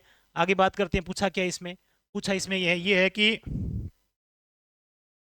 कौन कौन से इसमें कथन क्या है, सही विकल्प का चुनाव करना है। तो सही विकल्प का चुनाव करें तो 1 और 2 गलत है, और 3 नंबर इसका सही है। तो देखो इसमें सही विकल्प का चुनाव करना है। तो इसमें ऊपर क्या लिखा हुआ है, देखो दोबारा देखो आप, हाँ देखो यहाँ पर थोड़ी सी गड़बड़ी कर दी ना यहाँ, ये देखो इस प्रश्न में ये पूछा है कि सही नहीं है। तो सही नहीं है तो इसका मतलब है 3 नंबर तो सही है, ये गलत है और ये भी गलत है। तो 1 और 2 इसमें सही नहीं है। तो 1 और 2 ऑप्शन छांट लो, कौन सा है। 1 नंबर इसका क्या हो जाएगा, राइट आंसर हो जाएगा। 1 नंबर इसका क्या हो जाएगा, राइट आंसर हो जाएगा। ध्यान रखें इस बात का, ठीक है। और बाकी जो शुभंकर वगैरह दे रखे हैं, पावर लिफ्टिंग वगैरह, कितने खेल है इसमें, कब स्टार्ट हुआ था, कौन सा संस्करण है, एक बार इसको रिवीजन कर ले नेक्स्ट पेपर वाले, ठीक है। आगे बात करते हैं, आगे इसमें 41 नंबर आ गया, ठीक है। फिर 42 नंबर की बात करते हैं। मार्च यानी 5 मार्च 2025 को अंतरिक्ष अनुप्रयोगों के लिए विकसित bit 32 bit micro processor Vikram 3201 और कल्पना 3201 के उत्पादन की पहली खेप इसरो को सौंपी गई है। इनके संदर्भ में निम्नलिखित कथनों पर विचार करने हैं तथा सही विकल्प चुनना है। तो सही विकल्प यानी इसमें कथन ए दे रखा है, इन माइक्रो प्रोसेसरों को NCL चंडीगढ़ के सहयोग से इसरो के विक्रम साराभाई अंतरिक्ष केंद्र द्वारा डिजाइन और विकसित किया गया था, ठीक है। आगे बात करते हैं, बी नंबर में विक्रम 3201 यानी 3201 प्रथम पूर्णतया make in India 32 bit micro processor है। फिर बात करते हैं अपने सी नंबर पे, कल्पना 3201 1 बिट यानी 32 bit spark V8 RISC micro processor है। तो इसके बताइए कौन से इसमें कथन सही हो जाएंगे। इसमें 3 कथन दे रखे हैं, तीनों में से कौन सा कथन इसका सही हो जाएगा। तो एक बार इसका अपने उत्तर लिख करके बताओ भी आप, ठीक है। तो इसका क्या हो जाएगा कि ये अंतरिक्ष केंद्र द्वारा विकसित किया गया था, ये भी इसका क्या है, सही है, ठीक है। और ये विक्रम 3201 प्रथम पूर्णतः मेक इन इंडिया, ये भी इसका क्या है, सही है। कल्पना 3201 एक अंतरिक्ष 32 bit spark V8 RISC micro processor है, ये भी इसकी बात सही है। तो तीनों कथन क्या हो जाएंगे, सत्य हो जाएंगे। A, B और C कथन, A नंबर इसका ऑप्शन क्या हो जाएगा, सही हो जाएगा। ये आप नोट कर लेना भी, और इस बात को अच्छे तरीके से नेक्स्ट पेपर वाले और इसके गहनता तक पढ़ लेना भी, ठीक है। फिर बात करते हैं अपने 43 नंबर पे। 43 नंबर पे आ जाओ कि निम्नलिखित कथनों पर विचार करें। फरवरी 2025 में आयुष मंत्रालय ने राजस्थान के प्रसिद्ध नाड़ी वेद और लेखक समीर गोविंद जमदगनी अग्नि को राष्ट्रीय धन्वंतरी आयुर्वेद पुरस्कार प्रदान किया है। और दूसरी बात है, उन्हें एक प्रशस्ति पत्र और भगवान धन्वंतरी की प्रतिमा वाली एक ट्रॉफी और 10 लाख रुपए का नगद पुरस्कार मिला है। तो इनमें कौन सा सही है, कथन पूछा है कि कौन से सही है। तो सही इसमें दोनों ही हैं, ठीक है ना। आयुष मंत्रालय ने ये राष्ट्रीय धन्वंतरी आयुर्वेद पुरस्कार प्रदान किया है, किसको किया है, नाड़ी वेद और लेखक समीर गोविंद को। और इनको एक ट्रॉफी और 10 लाख रुपए और एक प्रतिमा दे करके उनको सम्मानित किया। दोनों इसके ऑप्शन क्या हो जाएंगे, सही हो जाएंगे। और इसका जो आंसर होगा कौन सा सही है, तो सही वाला आंसर बताइए कौन सा है इसमें, केवल एक, केवल दो, एक और दोनों। इसमें 4 नंबर ऑप्शन क्या हो जाएगा, सही हो जाएगा। याद रखें इस बात को, ठीक है। और आगे बात करते हैं 44 नंबर पे। 44 नंबर प्रश्न ये कहता है केंद्रीय बजट 2025-26 में परमाणु ऊर्जा के बारे में, परमाणु ऊर्जा के बारे में कौन सा कथन इसमें सही है। तो सही वाला कथन है इसमें, वो बात करनी है अपने को। तो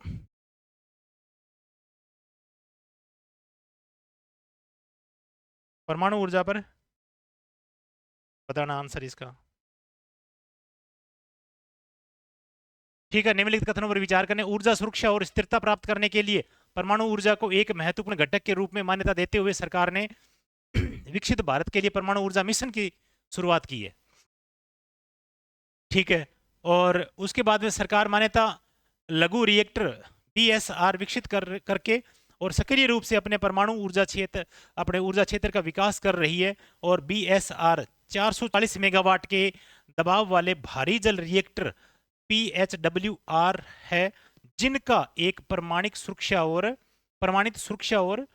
प्रदर्शन रिकॉर्ड है। तो इसके दोनों कथनों पर विचार करके अपने को बताना है। तो दोनों कथनों पर विचार करके अपने को बताना है। तो इसका आंसर क्या हो जाएगा, इसका आंसर हो जाएगा यानी एक और दोनों ही सही है। इसके क्या है, इसमें एक और दोनों ही सही है, बिल्कुल। ये आंसर याद कर लेना, इसको और डिटेल से आप देख सकते हो नेक्स्ट वाले जो पेपर देने जा रहे हैं वो। और इसका जो आंसर है वो तो एक नंबर ही होगा, A और B दोनों कथन सही है।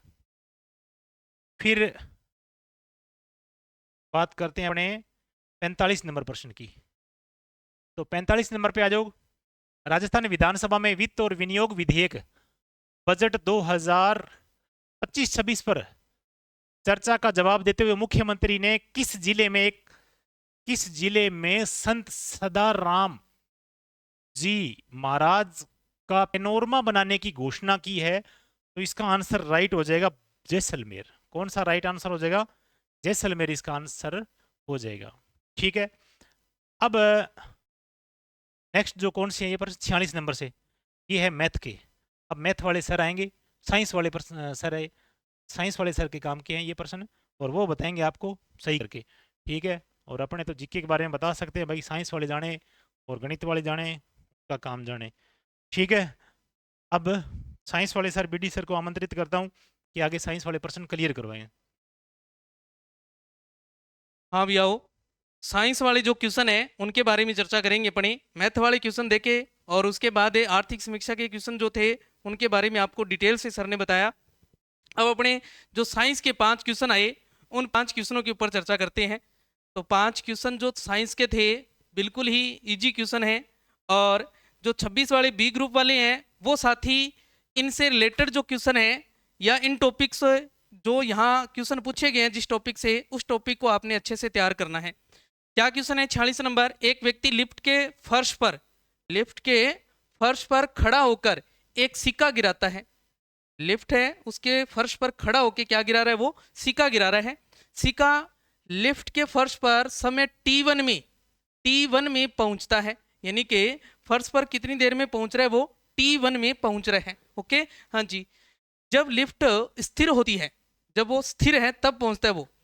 और समय T2 में जब यह एक समान चाल से चल रही होती है तो क्या होगा, अगर T2 में वो कह रहे हैं कि जब वो स्थिर है तो उसको समय कितना लगा, T1।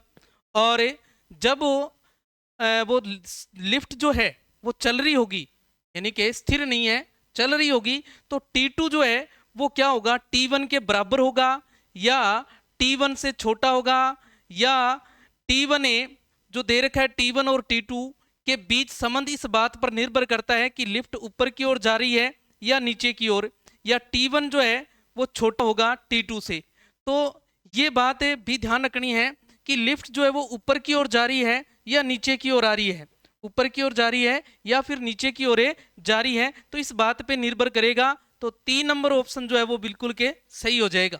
3 नंबर जिसने लगाया है उसका बिल्कुल राइट आंसर हो जाएगा। अपने अच्छे से जानते हैं, क्वेश्चन को ध्यानपूर्वक पढ़िए। आप ध्यानपूर्वक अगर आप क्वेश्चन को पढ़ोगे तो आपका आंसर जो है अपने आप पता चल जाएगा आपको क्या आएगा। ओके, हाँ जी। नेक्स्ट जो 47 नंबर जो प्रश्न था वो क्या कह रहा है, देखो 47 नंबर जो प्रश्न था वो कोशिका से आया था। तो कोशिका वाला जो चैप्टर है उसको आपने अच्छे से तैयार करके जाना है। बी ग्रुप वालों ने कोशिका जो चैप्टर है उसको अच्छे से तैयार करके जाना है। हाँ जी, जो कोशिका वाला चैप्टर है। हाँ जी, कोरक कोशिकाओं में उपस्थित पदार्थ जो इन्हें गैसों एवं पानी के लिए अभेद्य बनाता है। क्या अभेद्य बना रहा है, ध्यान रखना है। क्या शब्द दे दिया, अभेद्य बना रहा है। किनको, जो कोरक है वो कोशिकाओं में उपस्थित पदार्थ और जो गैसें हैं उनको क्या कर रहा है, गैस और पानी को अभेद्य बना रहा है। तो क्या बताना है, जो है पदार्थ जो है वो कौन सा है उसके अंदर, उनके अंदर है जो वो उनको अभेद्य बना रहा है, ये बात बतानी है आपको, ये बात है बतानी है आपको। तो कोशिका में मलबा जो होता है जिसे हम डेब्रिश के नाम से जानते हैं, या क्यूटीन है, या सुबेरिन है, या लिप्रोप्रोटीन है, या अनुत्रित है। तो कौन सा पदार्थ है जो इनको अभेद्य बनाएगा, तो वो पदार्थ है सुबेरिन। कौन सा पदार्थ है, सुबेरिन पदार्थ जो है उनको अभेद्य बनाता है। क्या आएगा, 3 नंबर ऑप्शन जिसने लगाया है उसका बिल्कुल ए राइट आंसर है। उसका क्या है, बिल्कुल ए राइट आंसर है। हाँ जी, क्वेश्चन नंबर 48 जो था, 48 बिल्कुल इजी सा क्वेश्चन पूछा था। देखो 48 नंबर जो केमिस्ट्री का क्वेश्चन है, देखो क्या है, साग सब्जियों का विघटित होकर कंपोस्ट बनना उदाहरण है। यानी कि जो साग सब्जियां हैं वो विघटित हो जाएगी, विघटित होने के बाद अपने अच्छे से जानते हैं जैसे वो विघटित होगी यानी कि वो कंपोस्ट बनेगा, तो उनके अंदर से जो उस गैस जो होती है वो क्या होती है, उत्सर्जित होती है।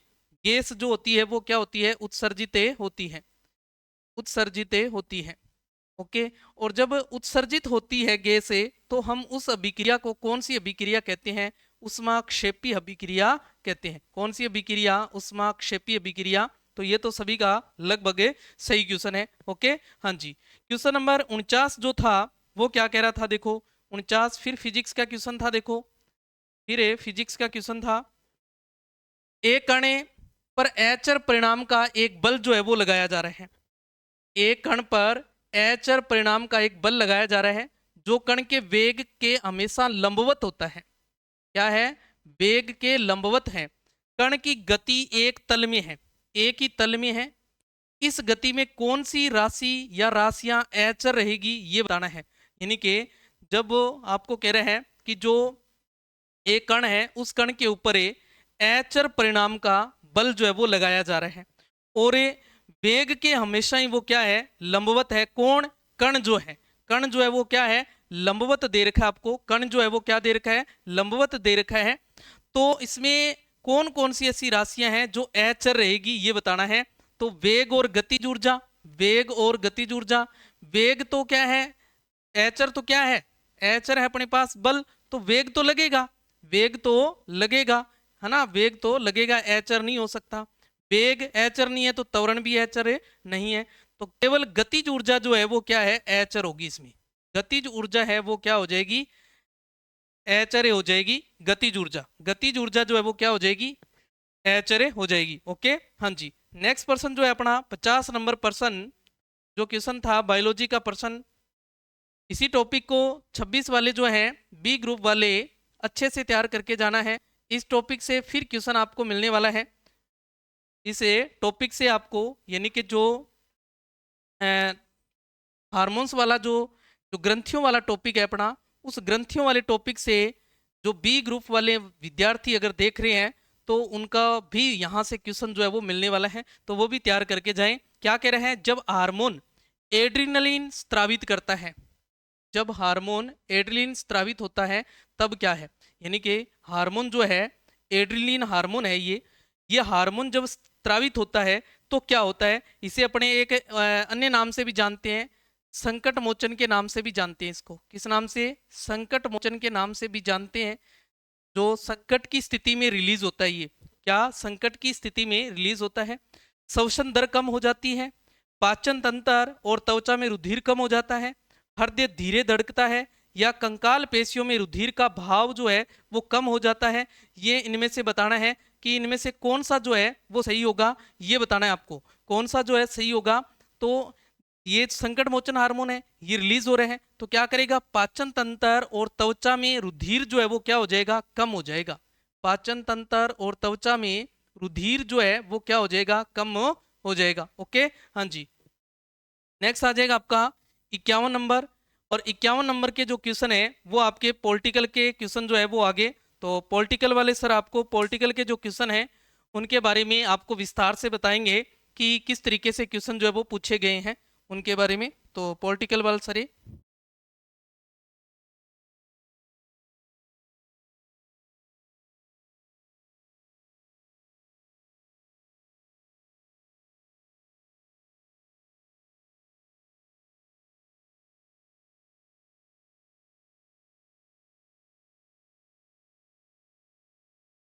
हाँ जी, नमस्कार दोस्तों। हाँ जी, तो आज जो पेपर हुआ है फर्स्ट ग्रेड का ए ग्रुप का, तो उसमें जो पॉलिटिकल जो पूछी गई है वो लेवल क्या अच्छे लेवल की पूछी गई है। पेपर का एनालिसिस करें तो ज़्यादा जो हार्ड जो पोर्शन आया है वो लगभग करंट जीके का और इंडिया पॉलिटिकल का। ऐसे आर्टिकल और ऐसा मतलब टिपिकल चीज़ें पूछी गई है आपसे कि मतलब जो ऊपर ऊपर से जो पढ़ कर गया है ना फर्स्ट पेपर के लिए, सब्जेक्ट वाले को तो लगभग पता ही है, पर अदरवाइज जो पढ़ के गए हैं ना उनको मतलब बहुत टिपिकल ये चीज़ें लगी है। इसको थोड़ा सा क्वेश्चन को छोटा करना पड़ेगा क्योंकि अपना ये क्वेश्चन पूरा नहीं आएगा, कि ये मिलान का क्वेश्चन है, इसलिए मैं इसको छोटा करता हूँ। आप थोड़ा सा जूम कर लेना अपने फ़ोन को भी, तो वो आप देख लेना, ठीक है। तो देखो, ऐसे क्वेश्चन आने से बढ़िया भी है क्योंकि फर्स्ट ग्रेड का एग्जाम है, आरपीसी का लेवल भी अच्छा है, लेवल लाना भी चाहिए क्योंकि लेवल लाया जाएगा तो ही बच्चों को पता लगेगा। और मेरे को लग रहा है इस पहले पेपर को देखते ही लगभग जितने भी पीछे वाले पेपर होने वाले हैं या जितने भी बच्चे हैं उनको पता लग गया है कि लेवल चेंज हो गया है। और करंट जीके का और पॉलिटिकल का लेवल बहुत अच्छा था, भाई मैं मानता हूँ इस चीज़ को। हाँ जी, पहला क्वेश्चन देखते हैं। सूची 1 और सूची 2 में सम्मिलित कीजिए और सूची नीचे दिए गए कूट का उपयोग करते हुए सही उत्तर दीजिए। ये पूछा सही उत्तर दीजिए, और इसने आर्टिकल भी ऐसे दिए हैं जो अपने बहुत कम बढ़ते हैं, बहुत ज्यादा कम बढ़ते हैं, वहां दिए हैं। जिसमें से एक तो मूल अधिकार है अपना, और मूल अधिकार ही उठाया गया था, परंतु मूल अधिकार न होकर मूल अधिकारों के अंदर आ जाता है। वैसे वो मूल अधिकार न होकर मूल अधिकारों में आ जाता है। तो सबसे पहला करते हैं, क्या कहता है आर्टिकल 326, कौन सा कह रहा है अभी, आर्टिकल 326 है जो वो किस में मेच खा रहा है, देखते हैं। तो विधानमंडल के लिए निर्वाचन के संबंध में उपबंध करने की संसद की शक्ति, तो ये तो विधानमंडल के लिए निर्वाचनों के संबंध में उपबंध करने की संसद की शक्ति किसकी है, तो वो नंबर हो जाएगा बी, मतलब 327। इसका हो जाएगा 327। एक बार अपने चीजों को देख रहे हैं, मैं आर्टिकल लिख रहा हूं, उसके बाद अपना मिलान कर लेंगे, ठीक है। 327 निर्वाचन मतलब परिसीमन, परिसीमन कर सकते हैं, और परिसीमन करने का जो शक्ति है वो किसके पास है, संसद के पास है विधानमंडलों के बारे में। तो अच्छा लेवल है। निर्वाचन संबंधी मामलों में न्यायालय के हस्तक्षेप का वर्जन, मतलब परिसीमन के अंदर जो परिसीमन किया जाएगा संसद के द्वारा उसमें न्यायालय कोई हस्तक्षेप नहीं कर सकता, कोई भी हस्तक्षेप नहीं कर सकता। ये किसमें है, ये आर्टिकल 329, 328, 327 या 326। तो इसका हो जाएगा डी नंबर, क्या हो जाएगा अभी डी, तो इसका हो जाएगा आर्टिकल 329। कौन सा हो जाएगा अभी, आर्टिकल 329 हो जाएगा, ठीक है। तीसरा ऑप्शन बढ़ते हैं, लोकसभा और राज्य की विधानसभाओं के निर्वाचन का वयस्क मताधिकार के आधार पर, मतलब आपको वयस्क मताधिकार वोट देने का जो अधिकार दिया गया है वो मौलिक अधिकारों में न देकर मौलिक अधिकारों से बाहर दिया गया वोट देने का अधिकार। और वो अधिकार अपने को कहां दिया गया है, वो आर्टिकल 326 में दिया गया। कहां दिया गया है अभी, आर्टिकल 326 में दिया गया है, ठीक है। और जो चौथा ऑप्शन है, किसी राज्य के विधानमंडल के निर्वाचनों के संबंध में उपबंध करने की उस विधानमंडल की शक्ति, मतलब निर्वाचन, विधानमंडल के निर्वाचन संबंधी भी शक्ति किसके जो है, विधानमंडल की है, ठीक है। तो किसी राज्य के, किसी भी राज्य के, ये परिसीमन से, ये अलग से, ठीक है। तो 4 नंबर जो ऑप्शन है वो लगभग अपना लास्ट बच गया, कौन सा, 328। कौन सा बचा है, सी नंबर, कौन सा बचा है अभी, 328। तो कहने का भावार्थ ये हो गया कि भी पहले का जो ऑप्शन बचा बना है वो कौन सा है, एक का क्या हो जाएगा, एक का हो जाएगा 327 किसमें, बी में। तो पहला कौन सा हो जाएगा, बी, ठीक है, बी हो जाएगा। हाँ वैसे 3 नंबर ऐसे कहते हैं ना, हाँ, मतलब बी में क्या हो जाएगा, थर्ड नंबर हो जाएगा, ठीक है। और फिर बी के अंदर जो होगा वो क्या होगा, वो एक नंबर होगा। कौन सा होगा अभी, एक नंबर होगा, ठीक है, क्योंकि डी का क्या हो जाएगा, एक हो जाएगा। फिर सी नंबर है, 3 नंबर है, ओ एक मिनट रुको रुको, हाँ इसका क्या हो जाएगा, ए का उल्टा कर दे, एक मिनट एक मिनट अपने वैसे कर लेते हैं इसको, मतलब जो ए है वो कहाँ आ जाएगा, 3 में आ जाएगा, किस में आ जाएगा भाई, 3 नंबर में, ठीक है, तो 3 में आ जाएगा। दूसरा जो है बी का क्या हो जाएगा, 1 हो जाएगा, 327 का क्या हो जाएगा, 1 हो जाएगा, ठीक है। सी नंबर का है वो कौन सा हो जाएगा, 4 नंबर हो जाएगा, सी का क्या हो जाएगा अभी, 4 नंबर हो जाएगा। और जो लास्ट जो डी बचा है 329 वो कौन सा हो जाएगा, 2 नंबर का हो जाएगा, कौन सा हो जाएगा अभी, 2 नंबर का हो जाएगा। तो कहने का भावार्थ ये है कि एक का क्या हो जाएगा, एक का 3 नंबर, ठीक है, फिर बी का क्या हो जाएगा, बी का 1 नंबर हो जाएगा, सी का जो होगा वो 4 नंबर होगा, और जो डी का है वो कितना हो जाएगा, 2 नंबर होगा। तो क्या आ जाएगा, 3 1 4 2 आ जाएगा। तो अच्छा लेवल का क्वेश्चन था, आपको बताया, आप थोड़ा सा इसको जूम करके देख लेना। बाकी अपना जो ये मैंने आपको आंसर जो बताए हैं, या जो अभी तक सर ने जो भी क्वेश्चन करवाए हैं आपको, मतलब लेवल के क्वेश्चन है, और साथ में आपको जो आंसर दी है वो एकदम स्टिक आंसर की है, कौन सी अभी, स्टिक है एकदम, ठीक है। हाँ ये भी अच्छा क्वेश्चन है, और मेरे को भी बहुत अच्छा क्वेश्चन लगा। वैसे आसान था ये क्वेश्चन, इतना हार्ड नहीं था, पर थोड़ा सा आपको समझने वाली जो समझ बेस पर पॉलिटिकल है वो समझ बेस पर क्वेश्चन था, ये रट्टा वेकेशन नहीं था। सबसे पहला कहता है, हाँ जी थोड़ा सा बड़ा कर लेते हैं, टेक्निकल टीम कह रहे थोड़ा सा बड़ा करें इसे, हाँ जी बड़ा कर लेते हैं अपना, ये देखें, हाँ ये क्या कह रहा है, ये कह रहा है कोई व्यक्ति जो संसद के दोनों सदनों में, कोई व्यक्ति है वो संसद के दोनों सदनों में किसी एक सदन का सदस्य न हो, उसे मंत्री नियुक्त किया जा सकता है, ठीक है। परंतु यदि वह मंत्री नियुक्त होने के बाद नियुक्ति की तारीख से निरंतर 6 माह की अवधि के भीतर दोनों में से किसी सदन का सदस्य न बन सके तो उसे मंत्री नहीं रहता।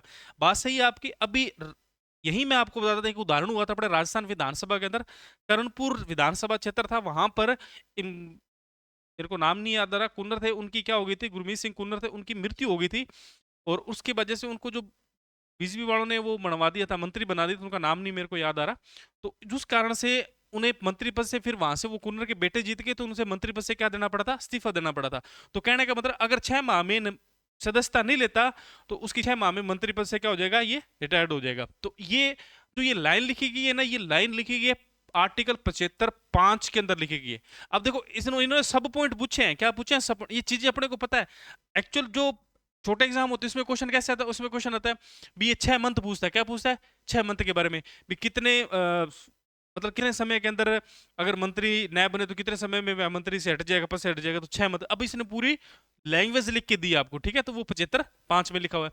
सेकंड ऑप्शन पढ़ते हैं तो पहला तो क्या है, सही है, कोई दिक्कत नहीं है। दूसरा देखो, यद्यपि संसद सदस्य के रूप में चुने जाने के पश्चात संसद में सदस्य रूप में चुन लिया जाता है, उसे फिर मंत्री के रूप में नियुक्त किया जा सकता है। क्या किया जाता है, मंत्री को दोनों सदनों में उपस्थित रहने और उसकी कार्यवाही में भाग लेने का अधिकार है, किंतु वह उस सदन में मत नहीं दे सकता जिसका वह सदस्य नहीं है। हाँ जी, दोनों सदनों से चुन लिया जाता है, परंतु जिस सदन, जैसे लोकसभा राज्यसभा, अगर लोकसभा का सदस्य तो वह वही मत देगा, राज्यसभा में नहीं देगा। तो ये भी बात क्या इसकी सही है। तो ऑप्शन नंबर ए और ऑप्शन नंबर 2 दोनों ही सही है। राइट आंसर क्या होगा, 3, 1 और 2 क्या है इनके, दोनों ये सही है, ठीक है। क्वेश्चन समझ आया होगा। ये जो लिखा हुआ है, ये जो कथन लिखा हुआ है, ये अगर आपसे पूछा जाए तो आर्टिकल 88 आता है, और आर्टिकल 88 में लिखा हुआ है महाधिवक्ता वह मंत्रियों के अधिकार, किस क्या लिखा है, महाधिवक्ता वह मंत्रियों के अधिकारों के बारे में, और वहां पर ये चीज लिखी गई है। आपने पढ़ा भी होगा, बहुत बार ये लाइनें पढ़ी हैं आपने, ठीक है, परंतु थोड़ा सा टिपिकल, थोड़ा सा पेपर को बड़ा किया गया, तो इस चीज को आप ध्यान रखें।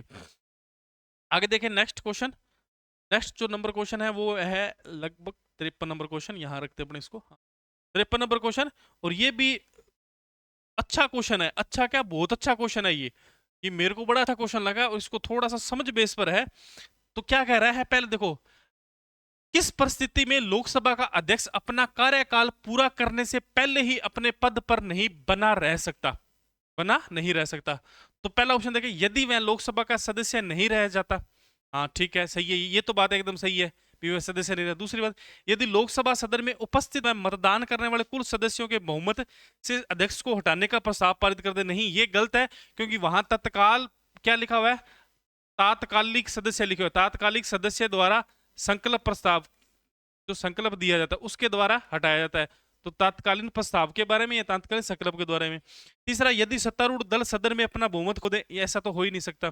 चौथा, यदि राष्ट्रपति अध्यक्ष को बर्खास्त कर दे, नहीं ये भी नहीं हो सकता। तो कहने का मतलब 2 नंबर ऑप्शन भी गलत है, 3 नंबर भी गलत है और 4 नंबर भी गलत है। तो ऑप्शन नंबर कौन सा है? 1 नंबर सही है। तो 1 नंबर देखें तो पहला ऑप्शन भी गलत है, दूसरा भी गलत है, तीसरा भी गलत है, और तो 4 नंबर क्या हो जाएगा ऑप्शन सही। केवल एक सही है। क्या है अभी? केवल एक सही है। तो इस चीज को आप ध्यान रखें, ठीक है भाई। आगे देखें नेक्स्ट क्वेश्चन। हाँ जी, नेक्स्ट क्वेश्चन की बात करते हैं। ये अब देखो, ये क्वेश्चन पूछे ना, ये सब लगभग, मैं अब क्या बोलूं आपको, पर लगभग ऐसे ही पढ़ाया जाता है भी। आर्टिकल 361 में, आर्टिकल 361 के अंदर विशेषाधिकार है किसके? अभी राष्ट्रपति राज्यपाल के क्या है अभी? विशेषाधिकार है। ऐसे बोला जाता है कि राष्ट्रपति के क्या है अभी? विशेषाधिकार, विशेषाधिकार, विशेषाधिकार रट रखा है अपनों ने आर्टिकल 361 भी। राज्यपाल और राष्ट्रपति है क्या? उसने ये पूछा है। ये क्या पूछ रहा है? भारत के संविधान में निम्नलिखित किस अनुच्छेद के अंतर्गत राष्ट्रपति के विरुद्ध उसकी पदावधि के दौरान किसी भी न्यायालय या किसी भी प्रकार की दांडिक कार्रवाई स्थगित नहीं की जाएगी? दांडिक का मतलब होता है फौजदारी। क्या होता है अभी? फौजदारी जो केस होते हैं ना, विवाद, उनके बारे में नहीं की जाएगी और चालू भी नहीं रखी जाएगी। तो कहने का मतलब इसने ये पूछा, ये लाइन किस आर्टिकल आर्टिकल 361 के किस सब पॉइंट में लिखी हुई है? आर्टिकल 61 है, 361 कै, 361 2 या 361 4? तो इसका राइट आंसर होगा ये होगा। पर मैं आपको बता देता हूं, देखो इसके 4 सब पॉइंट थे। पहला सब पॉइंट कहता है कि राष्ट्रपति है वो किसी भी न्यायालय के प्रति उत्तरदायी नहीं होगा। दूसरी जो आर्टिकल 361 2 है वो यहाँ ये लिखी हुई है। तीसरे में ये लिखा हुआ है, ये, और तीसरे में ये लिखा हुआ है कि राज्यपाल या राष्ट्रपति है उसके कारावास के लिए वही न्यायालय में या उत्तरदायी नहीं होगा। और चौथे में क्या बात रखी है? चौथे में ये लिखी हुई है कि जो दूसरे मामले, एक फौजदारी होते हैं, एक दीवानी मामले, अगर दीवानी मामले लाने हैं तो उन्हें राष्ट्रपति को 2 माह पूर्व, कितने माह? 2 माह पूर्व पहले सूचना देनी पड़ेगी। ये सब पॉइंट थे और इन चारों में से उसने पूछा था। तो अपना राइट आंसर क्या होगा? 361 2 होगा। और अच्छा क्वेश्चन था, लेवल का क्वेश्चन था, ये बहुत बढ़िया क्वेश्चन था, ठीक है। आगे के नेक्स्ट क्वेश्चन की बात करते हैं। हाँ जी, ये आसान, थोड़ा सा आसान क्वेश्चन था, परंतु जिसने ढंग से पढ़ा है उसको ही पता है, पर बाकियों को मेरे को नहीं लगता, पर है आसानी। ये पूछ रहा है कि संविधान के, भारत के संविधान में निम्नलिखित किस अनुच्छेद के अंतर्गत उच्चतम न्यायालय मतलब सुप्रीम कोर्ट प्रत्येक निर्णय खुले न्यायालय में ही सुनाएगा, अन्यथा नहीं। मतलब कहने का मतलब जो भी इसकी फैसले उसमें पारदर्शिता बहुत जरूरी होनी चाहिए। मतलब बंद कमरे में ऐसा नहीं है, बंद कमरे में वो फैसला जाता है, खुले में सुनाना चाहिए। ये किस आर्टिकल में लिखा है ये इसने पूछा है। आर्टिकल 145 145 2 145 3 या 145 4? तो इसका राइट आंसर होगा 145 से 4 होगा, ठीक है। इस चीज को आप ध्यान रखें। तो अच्छे क्वेश्चन थे, 5 क्वेश्चन आए, पर 5 क्वेश्चन ऐसे आए करंट जीके और जो ये पॉलिटिकल का लेवल है ये अच्छा आया था, बाकी भी लेवल वैसे अच्छा ही आया। कोई हिस्ट्री के भी क्वेश्चन आए वो भी मतलब लेवल के आए थे, और पेपर होना भी ऐसा ही चाहिए मेरे हिसाब से, ठीक है। और बाकी अब आपकी जियोग्राफी आ गई है, और जियोग्राफी आपको पता ही है, सभी जो सर करवा रहे हैं आपको वो आपको आंसर इनके लगा देंगे। बाकी जो आपको जो आंसर करवाए गए हैं, जो करवाए जा रहे हैं वो एकदम स्टिक है, इनसे मेरे को नहीं लगता आरपीएससी कोई क्वेश्चन चेंज करे, मेरे को तो ऐसा नहीं लगता, ठीक है। पर बाकी आरपीएससी पर डिपेंड है भी, आरपीएससी क्या कहती है उनके आंसर की वेट करेंगे, ठीक है अभी। हाँ जी, चलो अपने जियोग्राफी के पर्सन देखते हैं। जियोग्राफी के पर्सन यानी काफ़ी एक ही चीज़ इसमें थोड़ी हार्ड लग रही है इस नदियों वाले पर्सन में। और माही नदी की बात करें तो माही की सब जानते हैं, अपने पढ़े हैं, अनास नदी इनकी सहायक नदी है। माही नदी की अनास नदी सहायक है, ठीक है। तो ये देखो माही नदी का जो सहायक नदी है वो अनास है। पार्वती की जो नदी है वो अगर गहराई से पढ़े तो अहेली नदी है। पार्वती की जो सहायक नदी है वो अहेली है। और बेडच की जो गंभीरी नदी है, ठीक है। और उसके बाद में बची इसमें काली सिंध की निवाज नदी है, ये ध्यान रखना। अब आपको मिलान करना है, मिलान करेंगे तो 3 1 3 1 4 2 3 1 4 2 जिसका ऑप्शन इसमें देखो 3 1 4 2 3 1 4 2 ऑप्शन इसका सही मिल रहा है। उसमें देखो 3 1 4 2 3 1 4 2, ए नंबर इसका ऑप्शन क्या हो जाएगा? सही हो जाएगा। कौन से नंबर का? 56 नंबर पर्सन का जो ए नंबर ऑप्शन है वो सही हो जाएगा। ध्यान रखें इस बात को कि मिलान करना है। पार्वती की अहेली नदी है, ध्यान रखना भी, ठीक है। और ये ए नंबर इसका ऑप्शन बिल्कुल सटीक आंसर है और कहीं भी आपको किंतु परंतु होने वाली नहीं है। बाकी 100% तो हम अपने 99.99% तक आपको एक्यूरेसी दे रहे हैं। बाकी 0.0% जो अपने बात करेंगे आरपीएससी, ठीक है। फिर अपने चलते हैं 57 नंबर प्रश्न पे। 57 नंबर प्रश्न का जो आंसर मिल रहा है अपने को वो है, राजस्थान में रबी की फसल 2022-23 के अंतर्गत गेहूं उत्पादन की दृष्टि से जिलों का सही अवरोही क्रम बताना है। जिलों का सही अवरोही क्रम बताएंगे। इसमें आता है कि अपन हनुमानगढ़, गंगानगर पहले आएगा या हनुमानगढ़ पहले आएगा। इसके बारे में बात करें तो 57 नंबर प्रश्न का जो आंसर हो जाएगा वो देखो, इसमें 2022-23 की बात करें ना तो यहाँ पर हनुमानगढ़ पहले स्थान पे आता है, ध्यान रखना भी। हनुमानगढ़ पहले स्थान पे आता है, उसके बाद में आता है गंगानगर, फिर चित्तौड़गढ़, फिर बूंदी। इसका जो है 3 नंबर ऑप्शन सही हो जाएगा, ध्यान रखें 3 नंबर ऑप्शन सही हो जाएगा। ये प्रश्न नेक्स्ट पेपर में भी ऐसे कोई ऑप्शन से या फिर इससे संबंधित प्रश्न आपका रिपीट हो सकता है, ठीक है। फिर चलते हैं 58 नंबर प्रश्न पे आ जाओ। 58 नंबर प्रश्न पे आप देखो, बहुत ही बढ़िया प्रश्न है ये और मैंने जियोग्राफी की क्लास में ये करवाया भी है और एक एक चीज याद करवाई है, ठीक है ना। तो एक एक चीज याद करवाई है। धोनिया डूंगर ये उदयपुर में चोटी है, ध्यान रखना भी। धोनिया जो डूंगर है, नाम डूंगर दे रखा है तो डूंगरगढ़ में नहीं है, डूंगरपुर में नहीं है, ध्यान रखना भी। डूंगरपुर में न होकर के ये उदयपुर में है चोटी, नाम इसका धोनिया डूंगर है और ये 1183 मीटर ऊंची है ये। ऋषिकेश चोटी और कमलनाथ, कमलनाथ और ऋषि रघुनाथगढ़ 1053, कितनी है 1053 मीटर। और उसके बाद में ऋषि, अब जो कमलनाथ है वो 1017 मीटर और ऋषिकेश है वो 1000, ऋषिकेश जो है 1000। फिर ऋषिकेश की बात आती है तो ऋषिकेश इसमें चोटी की जो लंबाई है वो है इसमें 1017, ये 1017 इसकी है। और इसकी जो है ना, ये देखो यहाँ अपने जो कमलनाथ है, कमलनाथ 1001, कमलनाथ 1001 और रघुनाथगढ़ जो चोटी है वो 1055 है। अपने करवाया था ये 1055। अब अपने की इसमें डायरेक्शन सही करनी है इसकी, ठीक है। तो पूछा क्या है, आरोही क्रम। क्या पूछा है, आरोही क्रम। इसका मतलब बढ़ते क्रम में पूछा है। तो बढ़ते क्रम में ये पहले नंबर पे ये आ जाएगी और दूसरे नंबर पे आ जाएगी ये और तीसरे नंबर पे ये आ जाएगी और चौथे नंबर पे ये आ जाएगी। आप याद रखो कि सी, बी और डी और A, C B D A, C B D A, ये है ऑप्शन इसका। ए नंबर इसका ऑप्शन क्या हो जाएगा, सही हो जाएगा।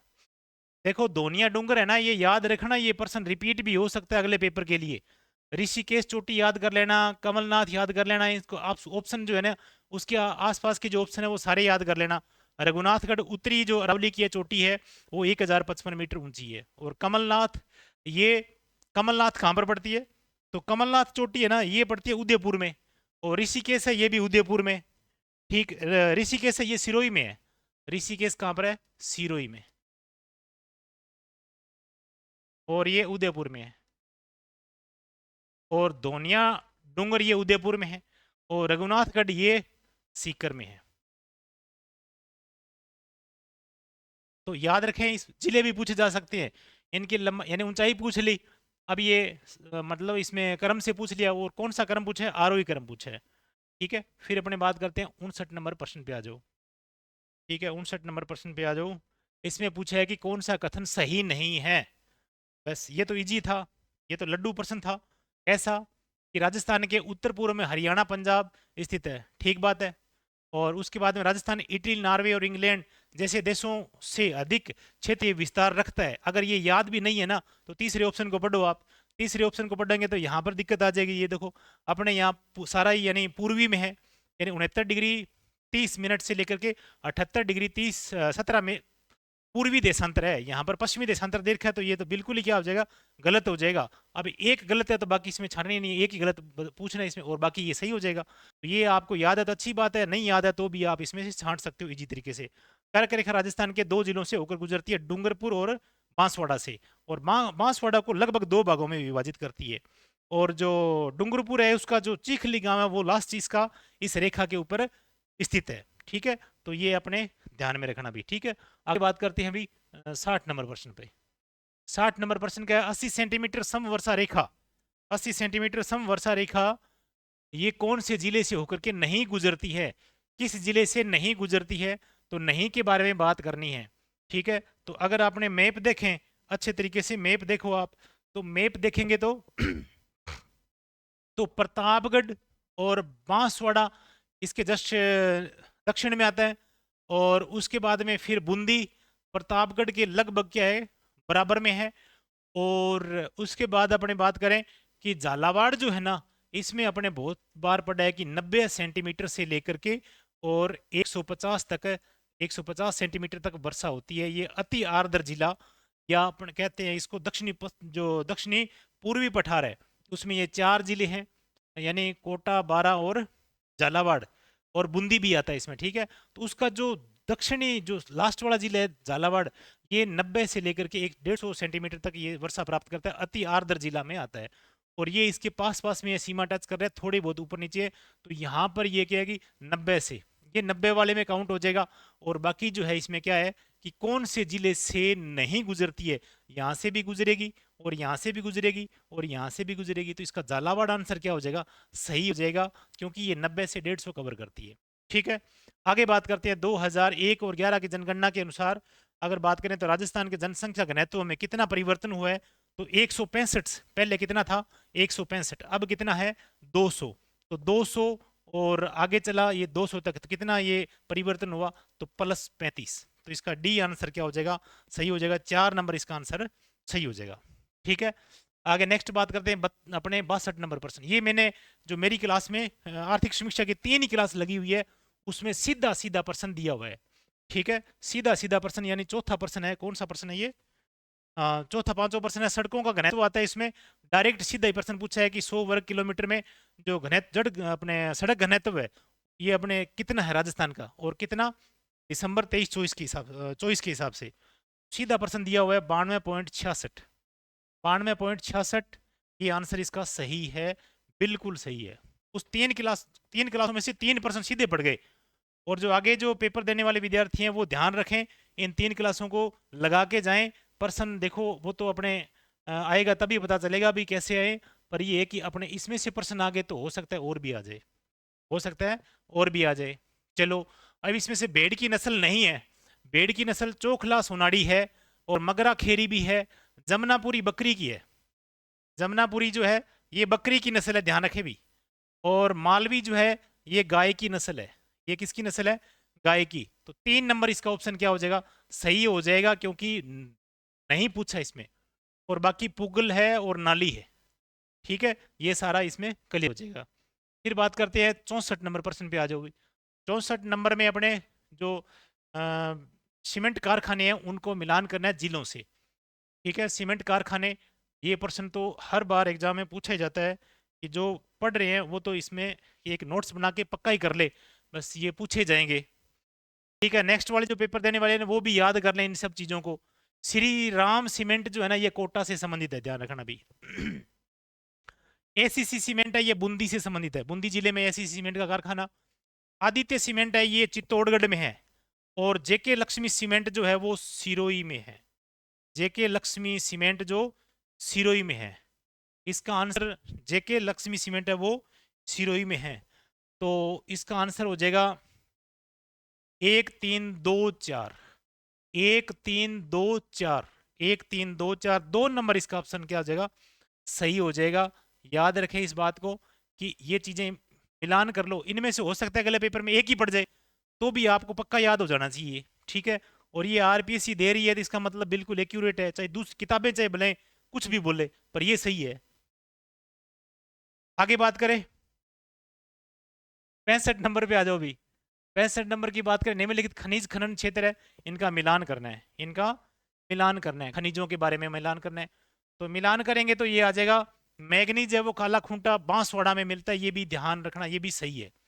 तांबा खोदरीबा, ये भी सही बात है। अभी लो एस की बार बार खाने पड़ते हैं, मारिजा बानोल है, थुर हुंडेर है, ठीक है, ये सब चीजें ना, ये इनमें नात की नेरी नहीं आया, तो ये लो एस के लिए नहीं प्रसिद्ध है। और सीसा जस्ता के लिए आगुचा गुलाबुरा, ये भी सही है।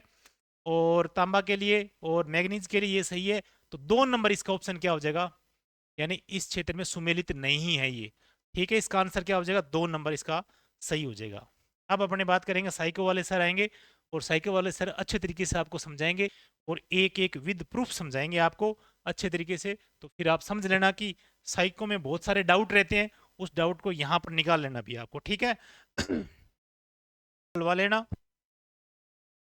तरीके से आपको बताएंगे भी, ठीक है, पूरी डिटेल से बताएंगे। हाँ भी साथियों, जो साइको के जो प्रश्न थे, बड़े ही अच्छे प्रश्न पूछे गए अपने से। तो क्या प्रश्न था? पहला प्रश्न था, निम्न में से कौन सी विशेषताएं, निम्न में से कौन सी विशेषताएं किशोरावस्था में संज्ञानात्मक विकास से संबंधित नहीं हैं? ध्यान रखें, प्रश्न को ध्यानपूर्वक पढ़ें। किशोरावस्था में संज्ञानात्मक विकास से संबंधित नहीं है। परिकल्पनात्मक, ये वाली तार्किकता, ये तो किसे है? जीन पियाजे के अनुसार है, जीन पियाजे के अनुसार ये संबंधित है। इनके अनुसार जीन पियाजे की पहली अवस्था ही है, देखो कौन सी है, पहली अवस्था ही है, ये तो है। काल्पनिक, दर्शक और व्यक्तिगत कथा, ये ध्यान दें, ये जो काल्पनिक और ये जो व्यक्तिगत कथा है, ये भी संज्ञानात्मक विकास की विशेषताएं हैं। ध्यान रखें, ये जो एल्काइंड है उनके अनुसार है, एल्काइंड के अनुसार है, ये भी क्या है, संज्ञानात्मक विकास की अवस्थाएं है। और वस्तु स्थायित्व की अगर बात करें तो ये भी जीन पियाजे की चौथी अवस्था है। देखो, जीन पियाजे की चौथी अवस्था है, कौन सी है? चौथी अवस्था है। तो चारों की चारों ही संज्ञानात्मक विकास से संबंधित है, ध्यान रखना है। अगर क्वेश्चन में दे देता कि जीन पियाजे के अनुसार कौन सी है, तो कौन सी हो जाती? पहली और चौथी हो जाती।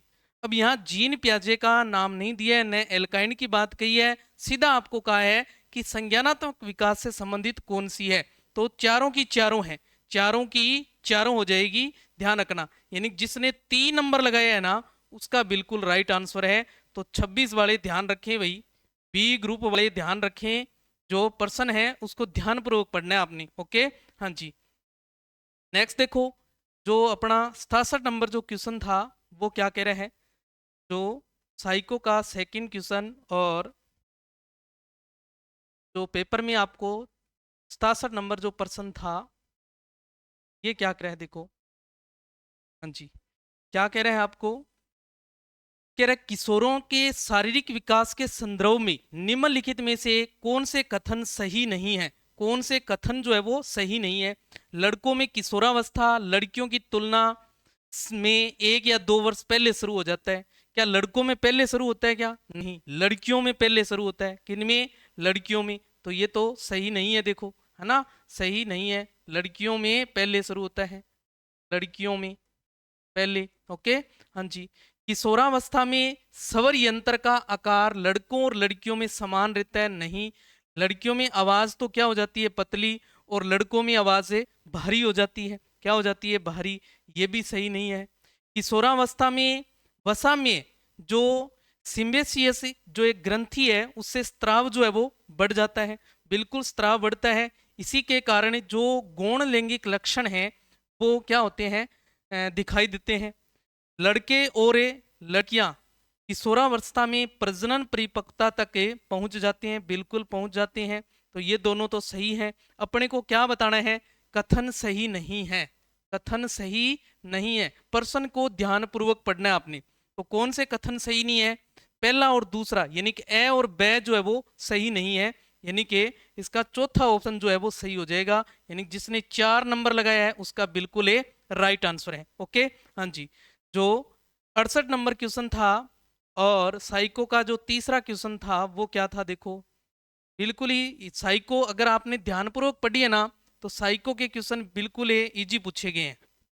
ओके, निःशुल्क और अनिवार्य बाल शिक्षा अधिकार नियम 2010 जो संशोधित करके बनाया गया था के अनुसार राष्ट्रीय सलाहकार परिषद का गठन निम्नलिखित में से मिलकर होगा। एक अध्यक्ष और 12 सदस्य, एक अध्यक्ष और 28 सदस्य, एक अध्यक्ष और 14 सदस्य, एक अध्यक्ष और 16 सदस्य। तो इसमें टोटल जो व्यक्ति हैं, व्यक्तियों की संख्या अगर पूछे आपसे तो व्यक्तियों की संख्या अगर आपसे पूछे तो ध्यान रखना है, सीधा पर्सन भी पूछ सकते हैं आपसे, तो व्यक्तियों की संख्या 15 है 2010 के अनुसार, जब ये संशोधित कर दिया तब ध्यान रखना है। और संशोधित करने से पहले कितनी संख्या थी, पहले 14 थे, पहले कितने थे, 14 थे, ध्यान रखना है। 2010 से पहले कितने थे, 14 थे, और संशोधित होने के बाद 15 हो गए हैं। तो एक अध्यक्ष है और 14 सदस्य हैं, ध्यान रखना, एक अध्यक्ष और 14 सदस्य हैं, ध्यान रखना है। ओके हाँ जी, नेक्स्ट जो क्वेश्चन था 69 नंबर क्वेश्चन है, वो क्या कह रहा है, देखो 69 नंबर जो क्वेश्चन है वो क्या कह रहा है आपका, 69 नंबर जो क्वेश्चन है वो आपको कह रहा है देखो कि जिला शिक्षा एवं प्रशिक्षण संस्थान, जिसे अपने डाइट बोलते हैं, कि अकादमिक कार्यों का पर्यवेक्षण करना एवं शैक्षिक मार्गदर्शन प्रदान करने का कार्य जो है वो किसका होता है। राजस्थान स्टेट ओपन स्कूल का नहीं, ये देखो देखते ही गलत हो रहे हैं। Institute of advanced studies in education, ये भी नहीं है, ये भी नहीं है। यहाँ बात किसकी हो रही है, जिला शिक्षा की बात हो रही है। और जो प्रशिक्षण संस्थान बनाए गए हैं जिन्हें डाइट कहते हैं, है ना, डाइट के नाम से जानते हैं, राजस्थान राज्य शैक्षिक अनुसंधान और प्रशिक्षण संस्थान जो है उनके अंडर में आते हैं। तो इसका 3 नंबर जो है वो सही हो जाएगा, जिसने 3 नंबर लगाया है उसका बिल्कुल राइट आंसर है। ओके हाँ जी, उसके बाद 70 नंबर जो क्वेश्चन है वो क्या कह रहे हैं आपको, देखो 70 नंबर जो प्रश्न है वो क्या पूछा गया था, देखो 70 नंबर जो प्रश्न है वो क्या पूछा गया था, देखो 70 नंबर जो प्रश्न है वो क्या पूछा गया था। जिया ने एक दुर्घटना में अपने पैर खो दिए। प्रश्न को ध्यानपूर्वक पढ़े आप, प्रश्न को ध्यानपूर्वक पढ़ लें। देखो नहीं दिख रहा है तो मैं थोड़ा और बड़ा कर देता हूँ। देखो प्रश्न है, आप ध्यानपूर्वक पढ़ें, और अगर आप प्रश्न ध्यानपूर्वक पढ़ते हैं तो आंसर आपको यही मिल जाते हैं। देखो, जिया ने एक दुर्घटना में अपने पैर खो दिए। अब वह भारतीय राइफल शूटर अवनी लखेरा के व्यवहार की नकल करने की कोशिश कर रही है। क्या, अवनी लखेरा के व्यवहार की नकल करने की कोशिश कर रही है। ध्यान रखें, इस लाइन को अंडरलाइन कीजिए। जो पैरालंपिक्स 2024 में स्वर्ण पदक विजेता थी, जिया ने किस प्रकार का की समायोजन युक्ति है वो अपनाई है, यानी कौन सी युक्ति जो है वो अपनाई है। प्रतिक्रिया निर्माण, तदात्मीकरण, प्रक्षेपण, औचित्य स्थापना। तो ध्यान रखना है कि औचित्य स्थापना नहीं होगी। औचित्य स्थापना कब होती, अगर यहां वो नकल की बात ना देता ना, ये लाइन ना देते अगर, तो हो जाता, तो कह सकते आप। जब नकल की बात हो ना, जब वो नकल की बात हो तो उसको हम क्या बोलते हैं, तदात्मीकरण बोलते हैं। क्या बोलते हैं, तदात्मीकरण बोलते हैं। तो ये अच्छे से ध्यान रखना है, कौन सा हो जाएगा, समायोजन तदात्मीकरण जो है ये हो जाएगा। ओके हाँ जी, नेक्स्ट जो क्वेश्चन है अपना 71 नंबर। 71 नंबर क्या है, 71 नंबर जो है ये आपका मिलान वाला क्वेश्चन था। देखो 71 नंबर जो है वो मिलान वाला क्वेश्चन था। क्या है कि शैक्षिक प्रबंधन के आधार पर कार्यों को उनके अर्थ के साथ सुमिलित करना है। कार्य दिए हुए हैं और उनका अर्थ के साथ इनको जो मिलान है वो करना है आपको। अर्थ के साथ क्या करना है, मिलान करना है। नियोजन, नियोजन का अर्थ अपने अच्छे से जानते हैं कि किसी कार्य की एक रूपरेखा जो है वो तैयार करना, रूपरेखा तैयार करना, है ना। तो इसका क्या हो जाएगा, नियोजन का, नियोजन का हो जाएगा ये देखो 3 नंबर। नियोजन का क्या हो जाएगा, 3 नंबर, यानी एक रूपरेखा जो है उसको तैयार करना, उसको तैयार करना। ओके, निर्देशन, निर्देशन का मतलब क्या होता है कि जो विशिष्ट आदेश और निर्देश है उनको जारी करना, विशिष्ट आदेश और निर्देश को जारी करना, यानी कि इसका क्या हो जाएगा 4 नंबर। समन्वय, अब देखो यहाँ अगर आपने ये दो ही पहचान लिए ना तो भी आपका आंसर जो है वो मिल जाएगा। फिर भी आप देख सकते हैं समन्वय, समन्वय का मतलब क्या होता है, कार्य के विभिन्न भागों को अंतर संबंधित करना, यानी कि कौन सा हो जाएगा 2 नंबर। और संगठन, संगठन क्या है कि प्राधिकरण की औपचारिक संरचना स्थापित करना, यानी किसका क्या हो जाएगा 1 नंबर। तो कौन सा आ जाएगा 3 4 2 1, 3 4 2 1 आ जाएगा। देखो 3 4 2 1 आपको पहले ही ऑप्शन में मिल रहा है, देखो 3 4 2 1। ओके, तो जिसने पहला ऑप्शन लगाया उसका बिल्कुल राइट आंसर है। ओके हाँ जी, नेक्स्ट बढ़ते हैं अपने जो 72 नंबर क्वेश्चन था उसकी तरफ।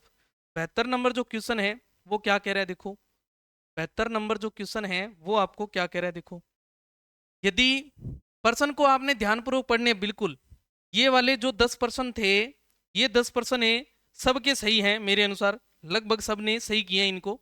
यदि विद्यार्थी का मन थका हुआ है, विद्यार्थी का मन क्या है थका हुआ है, तो सीखने का वातावरण उपयुक्त होते हुए भी, यानी कि सीखने का वातावरण है भी सीख सकता है वो, फिर भी वह सीख नहीं पाता है, सीख नहीं पाता है। यह कथन थॉर्नडाइक द्वारा बताए गए किस गौण नियम को संदर्भित करता है, ध्यान रखना है। यानी कि विद्यार्थी का मन जो है वो थका हुआ है, मन थका हुआ है, क्या मन थका हुआ है, और जो वातावरण है वो सीखने योग्य है, फिर भी वो सीख नहीं पाता है, तो क्या है आंशिक क्रिया, आंशिक क्रिया नहीं है, मानसिक विकार उत्पन्न हो गया उसे, क्या मानसिक विकार, ध्यान रखना है। साहचर्य नहीं है, साहचर्य नहीं है, कौन सा है मानसिक विन्यास का नियम है, यानी कि मानसिक विकार जो है वो उत्पन्न हो गया है। ओके हाँ जी, नेक्स्ट जो 73 नंबर क्वेश्चन आया आपका वो क्या था, देखो 73 नंबर क्वेश्चन है साहब आपका, 73 नंबर जो क्वेश्चन है ये देखो 73 नंबर क्वेश्चन जो है वो था क्या कि शिक्षा वाणी कार्यक्रम हेतु शिक्षण सामग्री का निर्माण किया जाता है। शिक्षा वाणी की बात हो रही है यहाँ, इसकी बात है शिक्षा वाणी। शिक्षा वाणी जो कार्यक्रम है वो किसके द्वारा, तो एनसीईआरटी द्वारा। एनसीईआरटी के नेतृत्व में तो कौन सी चलाई थी, वाणी कार्यक्रम चलाया गया था, जो रेडियो के माध्यम से, इसके माध्यम से, रेडियो के माध्यम से, रेडियो दूरदर्शन, याद करो रेडियो दूरदर्शन है कोरोना काल के अंदर, है ना। डाइट के नेतृत्व में, शिक्षा महाविद्यालय द्वारा नहीं, शिक्षा महाविद्यालय द्वारा नहीं है, ध्यान रखना। खुले विद्यालयों के नेतृत्व में नहीं, खुले विद्यालयों के नेतृत्व में नहीं। एनसीईआरटी, एससीईआरटी, एससीईआरटी के नेतृत्व में डाइट और अन्य संस्थानों द्वारा चलाया गया था।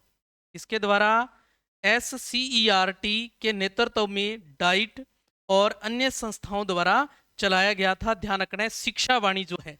और अगर सीधा वाणी की बात करता तो एनसीईआरटी आता, तो कौन सा आ जाता एनसीईआरटी, ध्यान रखना है। ओके हाँ जी, 26 वाले ध्यान रखें, भी 26 वाले ध्यान रखें इस क्वेश्चन को। ओके हाँ जी, 74 नंबर जो क्वेश्चन है वो क्या पूछा गया था, देखो 74 नंबर जो क्वेश्चन है वो पूछा गया था, शिक्षकों ने विद्यालय सुधार के लिए प्रधानाचार्य को कुछ सुझाव दिए हैं, कुछ क्या दिए सुझाव दिए हैं, वह उनके विचारों को सुनता है और उनका अध्ययन करके उसके अनुसार अंतिम निर्णय लेता है। इस प्रकार की नेतृत्व शैली जो है वो क्या कहलाती है, ध्यान दें।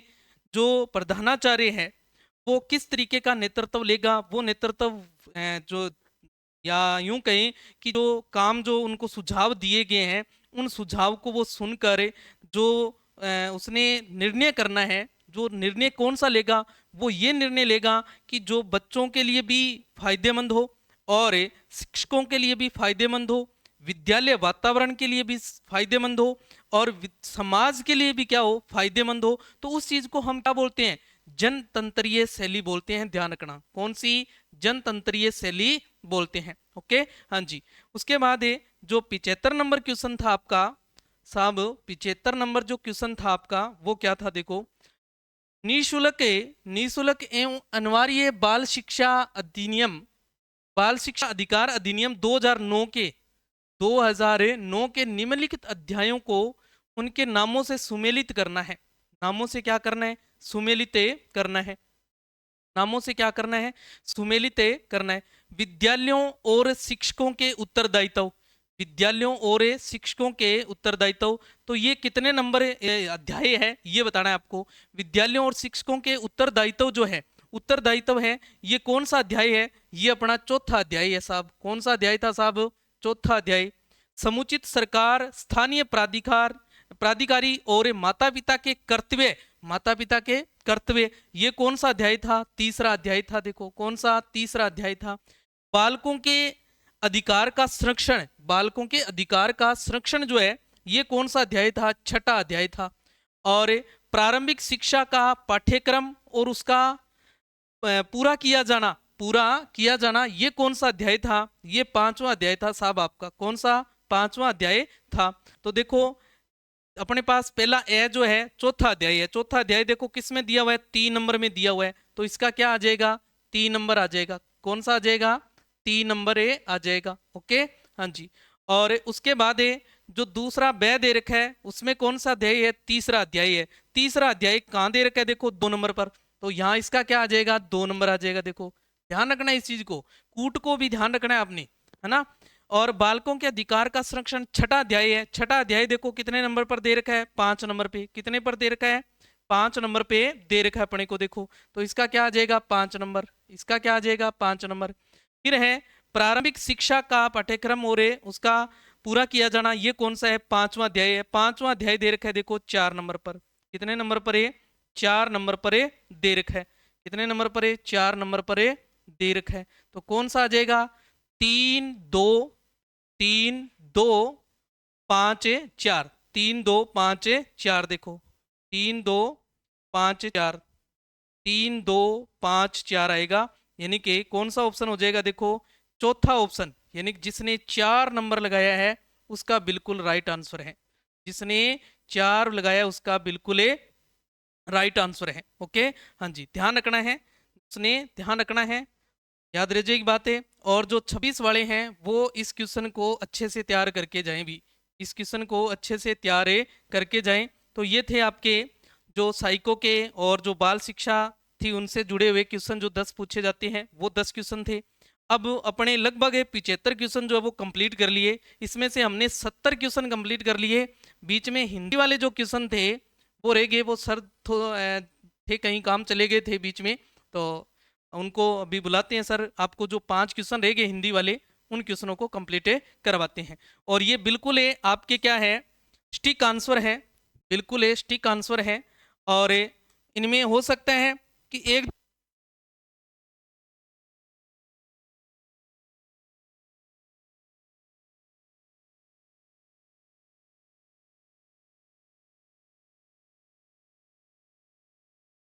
हेलो,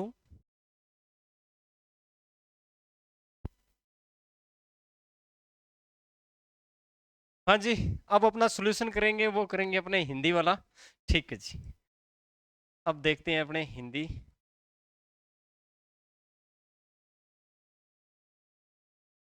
छब्बीस नंबर को,